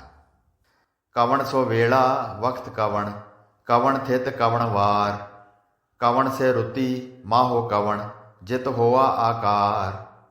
ਕਿਹੜਾ ਉਹ ਵੇਲਾ ਤੇ ਵਕਤ ਸੀ, ਕਿਹੜੀ ਥਿਤ ਸੀ, ਕਿਹੜਾ ਦਿਨ ਸੀ, ਕਿਹੜੀਆਂ ਉਹ ਰੁੱਤਾਂ ਸਨ ਅਤੇ ਕਿਹੜਾ ਉਹ ਮਹੀਨਾ ਸੀ ਜਦੋਂ ਇਹ ਸੰਸਾਰ ਬਣਿਆ ਸੀ। ਵੇਲ ਨਾ ਪਾਈਆ ਪੰਡਤੀ, ਜੇ ਹੋਵੈ ਲੇਖ ਪੁਰਾਣ। ਵਕਤ ਨਾ ਪਾਇਓ ਕਾਦੀਆ, ਜੇ ਲਿਖਣ ਲੇਖ ਕੁਰਾਨ। ਕਦੋਂ ਇਹ ਸੰਸਾਰ ਬਣਿਆ ਉਸ ਸਮੇਂ ਦਾ ਪੰਡਤਾਂ ਨੂੰ ਵੀ ਪਤਾ ਨਾ ਲੱਗਾ। ਜੇ ਪਤਾ ਹੁੰਦਾ ਤਾਂ ਇਸ ਮਜ਼ਮੂਨ ਉੱਤੇ ਵੀ ਇੱਕ ਪੁਰਾਣ ਲਿਖਿਆ ਹੁੰਦਾ। ਉਸ ਸਮੇਂ ਦੇ ਕਾਜ਼ੀਆਂ ਨੂੰ ਵੀ ਖਬਰ ਨਾ ਲੱਗ ਸਕੀ, ਨਹੀਂ ਤਾਂ ਉਹ ਲੇਖ ਲਿਖ ਦਿੰਦੇ ਜਿਵੇਂ ਉਹਨਾਂ ਨੇ ਆਇਤਾਂ ਇਕੱਠੀਆਂ ਕਰਕੇ ਕੁਰਾਨ ਲਿਖਿਆ ਸੀ। ਥਿਤ ਵਾਰ ਨਾ ਜੋਗੀ ਜਾਣੈ, ਰੁੱਤ ਮਾਹੋ ਨਾ ਕੋਈ। ਜਾ ਕਰਤਾ ਸ੍ਰਿਸ਼ਟੀ ਕੋ ਸਾਜੇ, ਆਪੇ ਜਾਣੈ ਸੋਈ। ਜਦੋਂ ਜਗਤ ਬਣਿਆ ਸੀ ਤਦੋਂ ਕਿਹੜੀ ਥਿਤ ਸੀ, ਕਿਹੜਾ ਵਾਰ ਸੀ, ਇਹ ਗੱਲ ਕੋਈ ਜੋਗੀ ਵੀ ਨਹੀਂ ਜਾਣਦਾ, ਕੋਈ ਮਨੁੱਖ ਨਹੀਂ ਦੱਸ ਸਕਦਾ ਕਿ ਉਦੋਂ ਕਿਹੜੀ ਰੁੱਤ ਸੀ ਅਤੇ ਕਿਹੜਾ ਮਹੀਨਾ ਸੀ।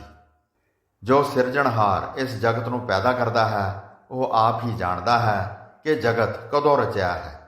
ਕਿਵ ਕਰ ਆਖਾ ਕਿਵ ਸਾਲਾਹੀ, ਕਿਉ ਵਰਨੀ ਕਿਵ ਜਾਣਾ। ਨਾਨਕ ਆਖਣ ਸਭ ਕੋ ਆਖੈ, ਇਕ ਦੂ ਇਕ ਸਿਆਣਾ। ਮੈਂ ਕਿਸ ਤਰ੍ਹਾਂ ਅਕਾਲ ਪੁਰਖ ਦੀ ਵਡਿਆਈ ਦੱਸਾਂ, ਕਿਸ ਤਰ੍ਹਾਂ ਅਕਾਲ ਪੁਰਖ ਦੀ ਸਿਫਤ ਸਲਾਹ ਕਰਾਂ, ਕਿਸ ਤਰ੍ਹਾਂ ਅਕਾਲ ਪੁਰਖ ਦੀ ਵਡਿਆਈ ਵਰਣਨ ਕਰਾਂ ਅਤੇ ਕਿਸ ਤਰ੍ਹਾਂ ਸਮਝ ਸਕਾਂ।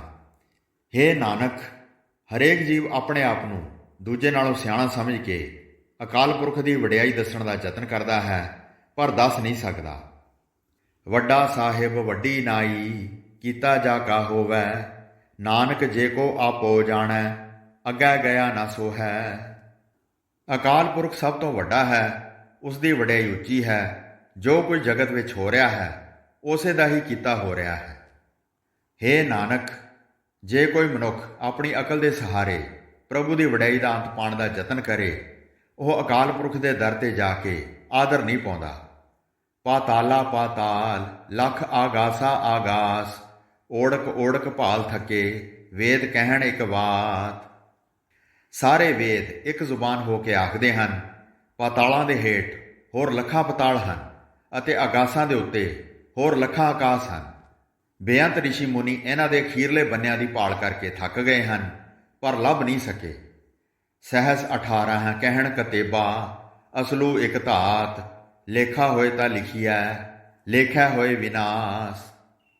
ਮੁਸਲਮਾਨ ਤੇ ਈਸਾਈ ਆਦਿਕ ਦੀਆਂ ਚਾਰੇ ਕਤੇਬਾਂ ਆਖਦੀਆਂ ਹਨ, ਕੁੱਲ 18,000 ਆਲਮ ਹਨ ਜਿਨ੍ਹਾਂ ਦਾ ਮੁੱਢ ਇੱਕ ਅਕਾਲ ਪੁਰਖ ਹੈ। ਪਰ ਸੱਚੀ ਗੱਲ ਤਾਂ ਇਹ ਹੈ ਕਿ ਸ਼ਬਦ ਹਜ਼ਾਰਾਂ ਤੇ ਲੱਖਾਂ ਵੀ ਕੁਦਰਤ ਦੀ ਗਿਣਤੀ ਵਿੱਚ ਵਰਤੇ ਨਹੀਂ ਜਾ ਸਕਦੇ। ਅਕਾਲ ਪੁਰਖ ਦੀ ਕੁਦਰਤ ਦਾ ਲੇਖਾ ਤਦੋਂ ਹੀ ਲਿਖ ਸਕੀਦਾ ਹੈ ਜੇ ਲੇਖਾ ਹੋ ਸਕੇ। ਇਹ ਲੇਖਾ ਤਾਂ ਹੋ ਹੀ ਨਹੀਂ ਸਕਦਾ। ਲੇਖਾ ਕਰਦਿਆਂ ਕਰਦਿਆਂ ਲੇਖੇ ਦਾ ਹੀ ਖਾਤਮਾ ਹੋ ਜਾਂਦਾ ਹੈ। ਗਿਣਤੀ ਦੇ ਹਿੰਸੇ ਹੀ ਮੁੱਕ ਜਾਂਦੇ ਹਨ। ਨਾਨਕ ਵੱਡਾ ਆਖੀਐ ਆਪੇ ਜਾਣੈ ਆਪ।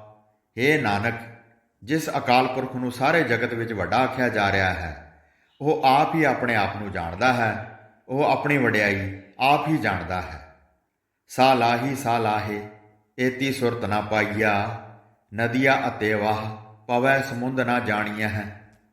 ਸਲਾਉਣਯੋਗ ਅਕਾਲ ਪੁਰਖ ਦੀਆਂ ਵਡਿਆਈਆਂ ਆਖ ਆਖ ਕੇ ਕਿਸੇ ਮਨੁੱਖ ਨੇ ਇਤਨੀ ਸਮਝ ਨਹੀਂ ਪਾਈ ਕਿ ਅਕਾਲ ਪੁਰਖ ਕਿੱਡਾ ਵੱਡਾ ਹੈ।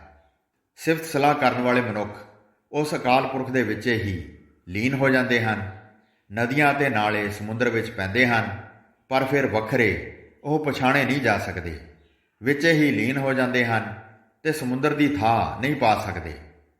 ਸਮੁੰਦ ਸਾਹ ਸੁਲਤਾਨ ਗਿਰਹਾ ਸੇਤੀ ਮਾਲ ਧਨ, ਕੀੜੀ ਤੁਲ ਨਾ ਹੋਵਨੀ ਜੇ ਤਿਸ ਮਨਹੁ ਨਾ ਵਿਸਰਹਿ। ਸਮੁੰਦਰਾਂ ਦੇ ਪਾਤਸ਼ਾਹ ਤੇ ਸੁਲਤਾਨ, ਜਿਨ੍ਹਾਂ ਦੇ ਖਜ਼ਾਨਿਆਂ ਵਿੱਚ ਪਹਾੜਾਂ ਜਿੱਡੇ ਧਨ ਪਦਾਰਥਾਂ ਦੇ ਢੇਰ ਹੋਣ, ਪ੍ਰਭੂ ਦੀਆਂ ਸਿਫਤ ਸਲਾਹ ਕਰਨ ਵਾਲੇ ਦੀਆਂ ਨਜ਼ਰਾਂ ਵਿੱਚ ਇੱਕ ਕੀੜੀ ਦੇ ਵੀ ਬਰਾਬਰ ਨਹੀਂ ਹੁੰਦੇ। ਜੇ ਹੇ ਅਕਾਲ ਪੁਰਖ ਉਸ ਕੀੜੇ ਦੇ ਮਨ ਵਿੱਚੋਂ ਤੂੰ ਨਾ ਵਿਸਰ ਜਾਏ। ਅੰਤ ਨਾ ਸਿਫਤੀ ਕਹਿਣ ਨਾ ਅੰਤ, ਅੰਤ ਨਾ ਕਰਣਾ ਦੇਣ ਨਾ ਅੰਤ। ਅਕਾਲ ਪੁਰਖ ਦੇ ਗੁਣਾਂ ਦਾ ਕੋਈ ਹੱਦ ਬੰਨਾ ਨਹੀਂ ਹੈ। ਗਿਣਨ ਨਾਲ ਵੀ ਗੁਣਾਂ ਦਾ ਅੰਤ ਨਹੀਂ ਪੈ ਸਕਦਾ, ਜਾਂ ਕਹਿ ਲਓ ਉਸ ਦੇ ਗੁਣ ਗਿਣੇ ਨਹੀਂ ਜਾ ਸਕਦੇ। ਅਕਾਲ ਪੁਰਖ ਦੀ ਰਚਨਾ ਤੇ ਦਾਤਾਂ ਦਾ ਅੰਤ ਨਹੀਂ ਪੈ ਸਕਦਾ। ਅੰਤ ਨਾ ਵੇਖਣ ਸੁਣਨ ਨਾ ਅੰਤ, ਅੰਤ ਨਾ ਜਾਪੈ ਕਿਆ ਮਨ ਮੰਤ। ਵੇਖਣ ਤੇ ਸੁਣਨ ਨਾਲ ਵੀ ਉਸ ਦੇ ਗੁਣਾਂ ਦਾ ਪਾਰ ਨਹੀਂ ਪਾ ਸਕੀਦਾ। ਉਸ ਅਕਾਲ ਪੁਰਖ ਦੇ ਮਨ ਵਿੱਚ ਕਿਹੜੀ ਸਲਾਹ ਹੈ, ਇਸ ਗੱਲ ਦਾ ਵੀ ਅੰਤ ਨਹੀਂ ਪਾਇਆ ਜਾ ਸਕਦਾ। ਅੰਤ ਨਾ ਜਾਪੈ ਕੀਤਾ ਆਕਾਰ, ਅੰਤ ਨਾ ਜਾਪੈ ਪਾਰਾਵਾਰ। ਅਕਾਲ ਪੁਰਖ ਨੇ ਇਹ ਜਗਤ ਜੋ ਦਿਸ ਰਿਹਾ ਹੈ ਬਣਾਇਆ ਹੈ, ਪਰ ਇਸ ਦਾ ਹੀ ਅੰਤ ਨਹੀਂ ਪਾਇਆ ਜਾਂਦਾ। ਇਸ ਦਾ ਉਰਲਾ ਤੇ ਪਾਰਲਾ ਬੰਨਾ ਕੋਈ ਨਹੀਂ ਦਿਸਦਾ। ਅੰਤ ਕਾਰਨ ਕੇਤੇ ਬਿਲ ਲਾਹੇ, ਤਾਂ ਕਿ ਅੰਤ ਨਾ ਪਾਏ ਜਾਹੇ। ਕਈ ਮਨੁੱਖ ਅਕਾਲ ਪੁਰਖ ਦਾ ਹੱਦ ਬੰਨਾ ਲੱਭਣ ਲਈ ਤਰਲੇ ਲੈ ਰਹੇ ਸਨ, ਪਰ ਉਸ ਦੇ ਹੱਦ ਬੰਨੇ ਲੱਭੇ ਨਹੀਂ ਜਾ ਸਕਦੇ। ਇਹੋ ਅੰਤ ਨਾ ਜਾਣੈ ਕੋਏ, ਬਹੁਤਾ ਕਹੀਐ ਬਹੁਤਾ ਹੋਏ। ਅਕਾਲ ਪੁਰਖ ਦੇ ਗੁਣਾਂ ਦਾ ਇਹ ਹੱਦ ਬੰਨਾ, ਜਿਸ ਦੀ ਬੇਅੰਤ ਜੀ ਭਾਲ ਕਰ ਰਹੇ ਹਨ, ਕੋਈ ਮਨੁੱਖ ਨਹੀਂ ਪਾ ਸਕਦਾ। ਜਿਉਂ-ਜਿਉਂ ਇਹ ਗੱਲ ਆਖੀ ਜਾਈਏ ਕਿ ਉਹ ਵੱਡਾ ਹੈ, ਤਿਉਂ-ਤਿਉਂ ਉਹ ਹੋਰ ਵੱਡਾ ਪ੍ਰਤੀਤ ਹੋਣ ਲੱਗ ਪੈਂਦਾ ਹੈ। ਵੱਡਾ ਸਾਹਿਬ ਊਚਾ ਥਾਓ, ਊਚੇ ਉੱਪਰ ਊਚਾ ਨਾਓ। ਅਕਾਲ ਪੁਰਖ ਵੱਡਾ ਹੈ, ਉਸ ਦਾ ਟਿਕਾਣਾ ਉੱਚਾ ਹੈ, ਉਸ ਦਾ ਨਾਮਣਾ ਵੀ ਉੱਚਾ ਹੈ। ਏ ਵੱਡ ਊਚਾ ਹੋਵੈ ਕੋਏ, ਤਿਸ ਊਚੇ ਕੋ ਜਾਣੈ ਸੋਏ। ਜੇ ਕੋਈ ਹੋਰ ਉਸ ਜਿੱਡਾ ਵੱਡਾ ਹੋਵੇ, ਉਹ ਹੀ ਉਸ ਉੱਚੇ ਅਕਾਲ ਪੁਰਖ ਨੂੰ ਸਮਝ ਸਕਦਾ ਹੈ ਕਿ ਉਹ ਕਿੱਡਾ ਵੱਡਾ ਹੈ। ਜੇ ਵੱਡ ਆਪ ਜਾਣੈ ਆਪ, ਨਾਨਕ ਨਦਰੀ ਕਰਮੀ ਦਾਤ। ਅਕਾਲ ਪੁਰਖ ਆਪ ਹੀ ਜਾਣਦਾ ਹੈ ਕਿ ਉਹ ਆਪ ਕਿੱਡਾ ਵੱਡਾ ਹੈ। ਹੇ ਨਾਨਕ, ਹਰੇਕ ਦਾਤ ਮਿਹਰ ਦੀ ਨਜ਼ਰ ਕਰਨ ਵਾਲੇ ਅਕਾਲ ਪੁਰਖ ਦੀ ਬਖਸ਼ਿਸ਼ ਨਾਲ ਹੀ ਮਿਲਦੀ ਹੈ। ਬਹੁਤਾ ਕਰਮ ਲਿਖਿਆ ਨਾ ਜਾਏ, ਵੱਡਾ ਦਾਤਾ ਤਿਲ ਨਾ ਤਮਾਏ। ਅਕਾਲ ਪੁਰਖ ਦੀ ਬਖਸ਼ਿਸ਼ ਐਡੀ ਵੱਡੀ ਹੈ ਕਿ ਲਿਖਣ ਵਿੱਚ ਲਿਆਂਦੀ ਨਹੀਂ ਜਾ ਸਕਦੀ।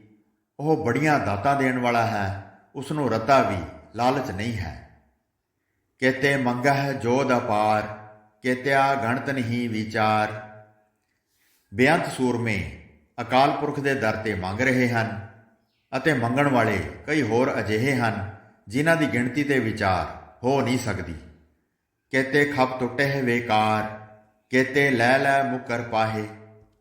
ਕਈ ਜੀਵ ਉਸ ਦੀਆਂ ਦਾਤਾਂ ਵਰਤ ਕੇ ਵਿਕਾਰਾਂ ਵਿੱਚ ਹੀ ਖਪ ਕੇ ਨਾਸ ਹੋ ਜਾਂਦੇ ਹਨ। ਬੇਅੰਤ ਜੀਵ ਅਕਾਲ ਪੁਰਖ ਦੇ ਦਰ ਤੋਂ ਪਦਾਰਥ ਪ੍ਰਾਪਤ ਕਰਕੇ ਮੁੱਕਰ ਜਾਂਦੇ ਹਨ। ਭਾਵ ਕਦੇ ਸ਼ੁਕਰ ਵਿੱਚ ਆ ਕੇ ਇਹ ਨਹੀਂ ਆਖਦੇ ਕਿ ਸਭ ਪਦਾਰਥ ਪ੍ਰਭੂ ਆਪ ਦੇ ਰਿਹਾ ਹੈ। ਕੇਤੇ ਮੂਰਖ ਖਾਹੀ ਖਾਹੇ, ਕੇਤਿਆ ਦੁਖ ਭੂਖ ਸਦ ਮਾਰ। ਅਨੇਕਾਂ ਮੂਰਖ ਪਦਾਰਥ ਲੈ ਕੇ ਖਾਈ ਹੀ ਜਾਂਦੇ ਹਨ, ਪਰ ਦਾਤਾਰ ਨੂੰ ਚੇਤੇ ਨਹੀਂ ਰੱਖਦੇ। ਅਨੇਕਾਂ ਜੀਵਾਂ ਨੂੰ ਸਦਾ ਮਾਰ, ਕਲੇਸ਼ ਅਤੇ ਭੁੱਖ ਹੀ ਭਾਗਾਂ ਵਿੱਚ ਲਿਖੇ ਹਨ। ਇਹ ਭੇ ਦਾਤ ਤੇਰੀ ਦਾਤਾਰ। ਪਰ ਹੇ ਦੇਣਹਾਰ ਅਕਾਲ ਪੁਰਖ, ਇਹ ਵੀ ਤੇਰੀ ਬਖਸ਼ਿਸ਼ ਹੀ ਹੈ। ਕਿਉਂਕਿ ਇਹਨਾਂ ਦੁੱਖਾਂ ਕਲੇਸ਼ਾਂ ਦੇ ਕਾਰਨ ਹੀ ਮਨੁੱਖ ਨੂੰ ਰਜ਼ਾ ਵਿੱਚ ਤੁਰਨ ਦੀ ਸਮਝ ਪੈਂਦੀ ਹੈ। ਬੰਦ ਖਲਾਸੀ ਭਾਣਾ ਹੋਏ, ਹੋਰ ਆਖ ਨਾ ਸਕੈ ਕੋਏ। ਤੇ ਮਾਇਆ ਦੇ ਮੋਹ ਰੂਪ ਬੰਧਨ ਤੋਂ ਛੁਟਕਾਰਾ ਅਕਾਲ ਪੁਰਖ ਦੀ ਰਜ਼ਾ ਵਿੱਚ ਤੁਰਿਆ ਹੀ ਹੁੰਦਾ ਹੈ। ਰਜ਼ਾ ਤੋਂ ਬਿਨਾਂ ਕੋਈ ਹੋਰ ਤਰੀਕਾ ਭਾਵ ਕੋਈ ਮਨੁੱਖ ਨਹੀਂ ਦੱਸ ਸਕਦਾ ਕਿ ਰਜ਼ਾ ਵਿੱਚ ਤੁਰਨ ਤੋਂ ਬਿਨਾਂ ਮੋਹ ਤੋਂ ਛੁਟਕਾਰੇ ਦਾ ਕੋਈ ਹੋਰ ਵਸੀਲਾ ਵੀ ਹੋ ਸਕਦਾ ਹੈ। ਜੇ ਕੋ ਖਾਇਕ ਆਖਣ ਪਾਏ, ਉਹ ਜਾਣੈ ਜੇਤੀਆ ਮੋਹਿ ਖਾਏ। ਪਰ ਜੇ ਕੋਈ ਮੂਰਖ ਮਾਇਆ ਦੇ ਮੋਹ ਤੋਂ ਛੁਟਕਾਰੇ ਦਾ ਕੋਈ ਹੋਰ ਵਸੀਲਾ ਦੱਸਣ ਦਾ ਯਤਨ ਕਰੇ ਤਾਂ ਉਹੀ ਜਾਣਦਾ ਹੈ ਜਿਤਨੀਆਂ ਚੋਟਾਂ ਉਹ ਇਸ ਮੂਰਖਤਾ ਦੇ ਕਾਰਨ ਆਪਣੇ ਮੂੰਹ ਉੱਤੇ ਖਾਂਦਾ ਹੈ। ਭਾਵ ਕੂੜ ਤੋਂ ਬਚਣ ਲਈ ਇੱਕੋ ਹੀ ਤਰੀਕਾ ਹੈ ਕਿ ਮਨੁੱਖ ਰਜ਼ਾ ਵਿੱਚ ਤੁਰੇ। ਪਰ ਜੇ ਕੋਈ ਮੂਰਖ ਕੋਈ ਹੋਰ ਤਰੀਕਾ ਭਾਲਦਾ ਹੈ ਤਾਂ ਇਸ ਕੂੜ ਤੋਂ ਬਚਣ ਦੇ ਥਾਂ ਸਗੋਂ ਵਧੇਰੇ ਦੁਖੀ ਹੁੰਦਾ ਹੈ। ਆਪੇ ਜਾਣਾ ਆਪੇ ਦੇ, ਆਖੈ ਸੇ ਪੇ ਕੇਈ ਕੇ। ਅਕਾਲ ਪੁਰਖ ਆਪ ਹੀ ਜੀਵਾਂ ਦੀਆਂ ਲੋੜਾਂ ਜਾਣਦਾ ਹੈ ਤੇ ਆਪ ਹੀ ਦਾਤਾਂ ਦਿੰਦਾ ਹੈ। ਅਨੇਕਾਂ ਮਨੁੱਖ ਇਹ ਗੱਲ ਵੀ ਆਖਦੇ ਹਨ, ਸਾਰੇ ਨਾ ਸ਼ੁਕਰੇ ਹੀ ਨਹੀਂ ਹਨ। ਜਿਸ ਨੂੰ ਬਖਸ਼ੇ ਸਿਫਤ ਸਲਾਹ, ਨਾਨਕ ਪਾਤਸ਼ਾਹੀ ਪਾਤਸ਼ਾਹੋ। ਹੇ ਨਾਨਕ, ਜਿਸ ਮਨੁੱਖ ਨੂੰ ਅਕਾਲ ਪੁਰਖ ਆਪਣੀ ਸਿਫਤ ਸਲਾਹ ਬਖਸ਼ਦਾ ਹੈ ਉਹ ਪਾਤਸ਼ਾਹਾਂ ਦਾ ਪਾਤਸ਼ਾਹ ਬਣ ਜਾਂਦਾ ਹੈ। ਸਿਫਤ ਸਲਾਹ ਹੀ ਸਭ ਤੋਂ ਉੱਚੀ ਦਾਤ ਹੈ। ਅਮੁੱਲ ਗੁਣ ਅਮੁੱਲ ਵਾਪਾਰ, ਅਮੁੱਲ ਵਾਪਾਰੀਏ ਅਮੁੱਲ ਭੰਡਾਰ। ਅਕਾਲ ਪੁਰਖ ਦੇ ਗੁਣ ਅਮੋਲਕ ਹਨ, ਭਾਵ ਗੁਣਾਂ ਦਾ ਮੁੱਲ ਨਹੀਂ ਪੈ ਸਕਦਾ। ਇਹਨਾਂ ਗੁਣਾਂ ਦੇ ਵਪਾਰ ਕਰਨੇ ਵੀ ਅਮੋਲਕ ਹਨ। ਉਹਨਾਂ ਮਨੁੱਖਾਂ ਦਾ ਵੀ ਮੁੱਲ ਨਹੀਂ ਪੈ ਸਕਦਾ ਜੋ ਅਕਾਲ ਪੁਰਖ ਦੇ ਗੁਣਾਂ ਦੇ ਵਪਾਰ ਕਰਦੇ ਹਨ। ਗੁਣਾਂ ਦੇ ਖਜ਼ਾਨੇ ਵੀ ਅਮੋਲਕ ਹਨ। ਅਮੁੱਲ ਆਵਹਿ ਅਮੁੱਲ ਲੈ ਜਾਹੇ, ਅਮੁੱਲ ਭਾਏ ਅਮੁੱਲਾ ਸਮਾਹੇ। ਉਹਨਾਂ ਮਨੁੱਖਾਂ ਦਾ ਮੁੱਲ ਨਹੀਂ ਪੈ ਸਕਦਾ ਜੋ ਇਸ ਵਪਾਰ ਲਈ ਜਗਤ ਵਿੱਚ ਆਉਂਦੇ ਹਨ। ਉਹ ਵੀ ਵੱਡੇ ਭਾਗਾਂ ਵਾਲੇ ਹਨ ਜੋ ਇਹ ਸੌਦਾ ਖਰੀਦ ਕੇ ਲੈ ਜਾਂਦੇ ਹਨ। ਜੋ ਮਨੁੱਖ ਅਕਾਲ ਪੁਰਖ ਦੇ ਪ੍ਰੇਮ ਵਿੱਚ ਹਨ ਅਤੇ ਜੋ ਮਨੁੱਖ ਉਸ ਅਕਾਲ ਪੁਰਖ ਵਿੱਚ ਲੀਨ ਹੋਏ ਹਨ ਉਹ ਵੀ ਅਮੋਲਕ ਹਨ। ਅਮੁੱਲ ਧਰਮ ਅਮੁੱਲ ਦੀਵਾਨ, ਅਮੁੱਲ ਤੁਲ ਅਮੁੱਲ ਪਰਵਾਨ। ਅਕਾਲ ਪੁਰਖ ਦੇ ਕਾਨੂੰਨ ਤੇ ਰਾਜ ਦਰਬਾਰ ਅਮੋਲਕ ਹਨ। ਉਹ ਤੱਕੜ ਅਮੋਲਕ ਹਨ ਤੇ ਉਹ ਵਟਾ ਅਮੋਲਕ ਹੈ ਜਿਸ ਨਾਲ ਜੀਵਾਂ ਦੇ ਚੰਗੇ ਮੰਦੇ ਕਰਮਾਂ ਨੂੰ ਤੋਲਿਆ ਜਾਂਦਾ ਹੈ। ਅਮੁੱਲ ਬਖਸ਼ੀਸ ਅਮੁੱਲ ਨਿਸ਼ਾਨ, ਅਮੁੱਲ ਕਰਮ ਅਮੁੱਲ ਫੁਰਮਾਨ। ਉਸ ਦੀ ਬਖਸ਼ਿਸ਼ ਤੇ ਬਖਸ਼ਿਸ਼ ਦੇ ਨਿਸ਼ਾਨ ਵੀ ਅਮੋਲਕ ਹਨ। ਅਕਾਲ ਪੁਰਖ ਦੀ ਬਖਸ਼ਿਸ਼ ਤੇ ਹੁਕਮ ਵੀ ਮੁੱਲ ਤੋਂ ਪਰੇ ਹਨ, ਕਿਸੇ ਦਾ ਵੀ ਅੰਦਾਜ਼ਾ ਨਹੀਂ ਲੱਗ ਸਕਦਾ। ਅਮੁੱਲੋ ਅਮੁੱਲ ਆਖਿਆ ਨਾ ਜਾਏ, ਆਖ ਆਖ ਰਹੇ ਲਿਵ ਲਾਏ। ਅਕਾਲ ਪੁਰਖ ਸਭ ਅੰਦਾਜ਼ਿਆਂ ਤੋਂ ਪਰੇ ਹੈ, ਉਸ ਦਾ ਕੋਈ ਵੀ ਅੰਦਾਜ਼ਾ ਨਹੀਂ ਲੱਗ ਸਕਦਾ। ਜੋ ਮਨੁੱਖ ਧਿਆਨ ਜੋੜ ਕੇ ਅਕਾਲ ਪੁਰਖ ਦਾ ਅੰਦਾਜ਼ਾ ਲਾਉਂਦੇ ਹਨ ਉਹ ਅੰਤ ਨੂੰ ਰਹਿ ਜਾਂਦੇ ਹਨ। ਆਖੈ ਹੈ ਵੇਦ ਪਾਠ ਪੁਰਾਣ, ਆਖੇ ਪੜੇ ਕਰੇ ਵਖਿਆਣ। ਵੇਦਾਂ ਦੇ ਮੰਤਰ ਤੇ ਪੁਰਾਣ ਅਕਾਲ ਪੁਰਖ ਦਾ ਅੰਦਾਜ਼ਾ ਲਾਉਂਦੇ ਹਨ। ਵਿਦਵਾਨ ਮਨੁੱਖ ਵੀ ਜੋ ਹੋਰਨਾਂ ਨੂੰ ਉਪਦੇਸ਼ ਕਰਦੇ ਹਨ ਅਕਾਲ ਪੁਰਖ ਦਾ ਬਿਆਨ ਕਰਦੇ ਹਨ। ਆਖੇ ਬਰਮੇ ਆਖੇ ਇੰਦ, ਕਈ ਬ੍ਰਹਮਾ ਕਈ ਇੰਦਰ ਅਕਾਲ ਪੁਰਖ ਦੀ ਵਡਿਆਈ ਆਖਦੇ ਹਨ। ਆਖਾ ਹੈ ਗੋਪੀ ਤੈ ਗੋਵਿੰਦ, ਗੋਪੀਆਂ ਤੇ ਕਈ ਕਾਣ ਅਕਾਲ ਪੁਰਖ ਦਾ ਅੰਦਾਜ਼ਾ ਲਾਉਂਦੇ ਹਨ। ਆਖਾ ਹੈ ਈਸਰ ਆਖਾ ਹੈ ਸਿੱਧ, ਆਖਾ ਹੈ ਕੇਤੇ ਕੀਤੇ ਬੁੱਧ। ਕਈ ਸ਼ਿਵ ਤੇ ਸਿੱਧ ਅਕਾਲ ਪੁਰਖ ਦੀ ਵਡਿਆਈ ਆਖਦੇ ਹਨ। ਅਕਾਲ ਪੁਰਖ ਦੇ ਪੈਦਾ ਕੀਤੇ ਹੋਏ ਬੇਅੰਤ ਬੁੱਧ ਉਸ ਦੀ ਵਡਿਆਈ ਆਖਦੇ ਹਨ। ਆਖਾ ਹੈ ਦਾਨਵ ਆਖਾ ਹੈ ਦੇਵ, ਆਖਾ ਹੈ ਸੁਰ ਨਰ ਮੁਨ ਜਨ ਸੇਵ। ਰਾਖਸ਼ਸ ਤੇ ਦੇਵਤੇ ਵੀ ਅਕਾਲ ਪੁਰਖ ਦੀ ਵਡਿਆਈ ਆਖਦੇ ਹਨ। ਦੇਵਤਾ ਸੁਭਾਅ ਮਨੁੱਖ, ਮੁਨੀ ਲੋਕ ਤੇ ਸੇਵਕ ਅਕਾਲ ਪੁਰਖ ਦਾ ਅੰਦਾਜ਼ਾ ਲਾਉਂਦੇ ਹਨ। ਕੇਤੇ ਆਖਾ ਹੈ ਆਖਣ ਪਾਹੇ, ਕੇਤੇ ਕਹਿ ਉੱਠ ਉੱਠ ਜਾਹੇ। ਬੇਅੰਤ ਜੀਵ ਅਕਾਲ ਪੁਰਖ ਦਾ ਅੰਦਾਜ਼ਾ ਲਾ ਰਹੇ ਹਨ ਅਤੇ ਬੇਅੰਤ ਹੀ ਲਾਉਣ ਦਾ ਯਤਨ ਕਰ ਰਹੇ ਹਨ। ਬੇਅੰਤ ਜੀਵ ਅੰਦਾਜ਼ਾ ਲਾ ਕੇ ਇਸ ਜਗਤ ਤੋਂ ਤੁਰੇ ਜਾ ਰਹੇ ਹਨ। ਏਤੇ ਕੀਤੇ ਹੋਰ ਕਰੇ ਤਾਂ ਆਖ ਨਾ ਸਕਾ ਹੈ ਕੇਈ ਕੇ। ਉਸ ਅਕਾਲ ਪੁਰਖ ਨੇ ਜਗਤ ਵਿੱਚ ਇਤਨੇ ਬੇਅੰਤ ਜੀਵ ਪੈਦਾ ਕੀਤੇ ਹੋਏ ਹਨ ਜੋ ਬਿਆਨ ਕਰ ਰਹੇ ਹਨ। ਪਰ ਹੇ ਹਰੀ, ਜੇ ਤੂੰ ਹੋਰ ਵੀ ਬੇਅੰਤ ਜੀਵ ਪੈਦਾ ਕਰ ਦਵੇਂ ਤਾਂ ਵੀ ਕੋਈ ਜੀਵ ਤੇਰਾ ਅੰਦਾਜ਼ਾ ਨਹੀਂ ਲਾ ਸਕਦਾ।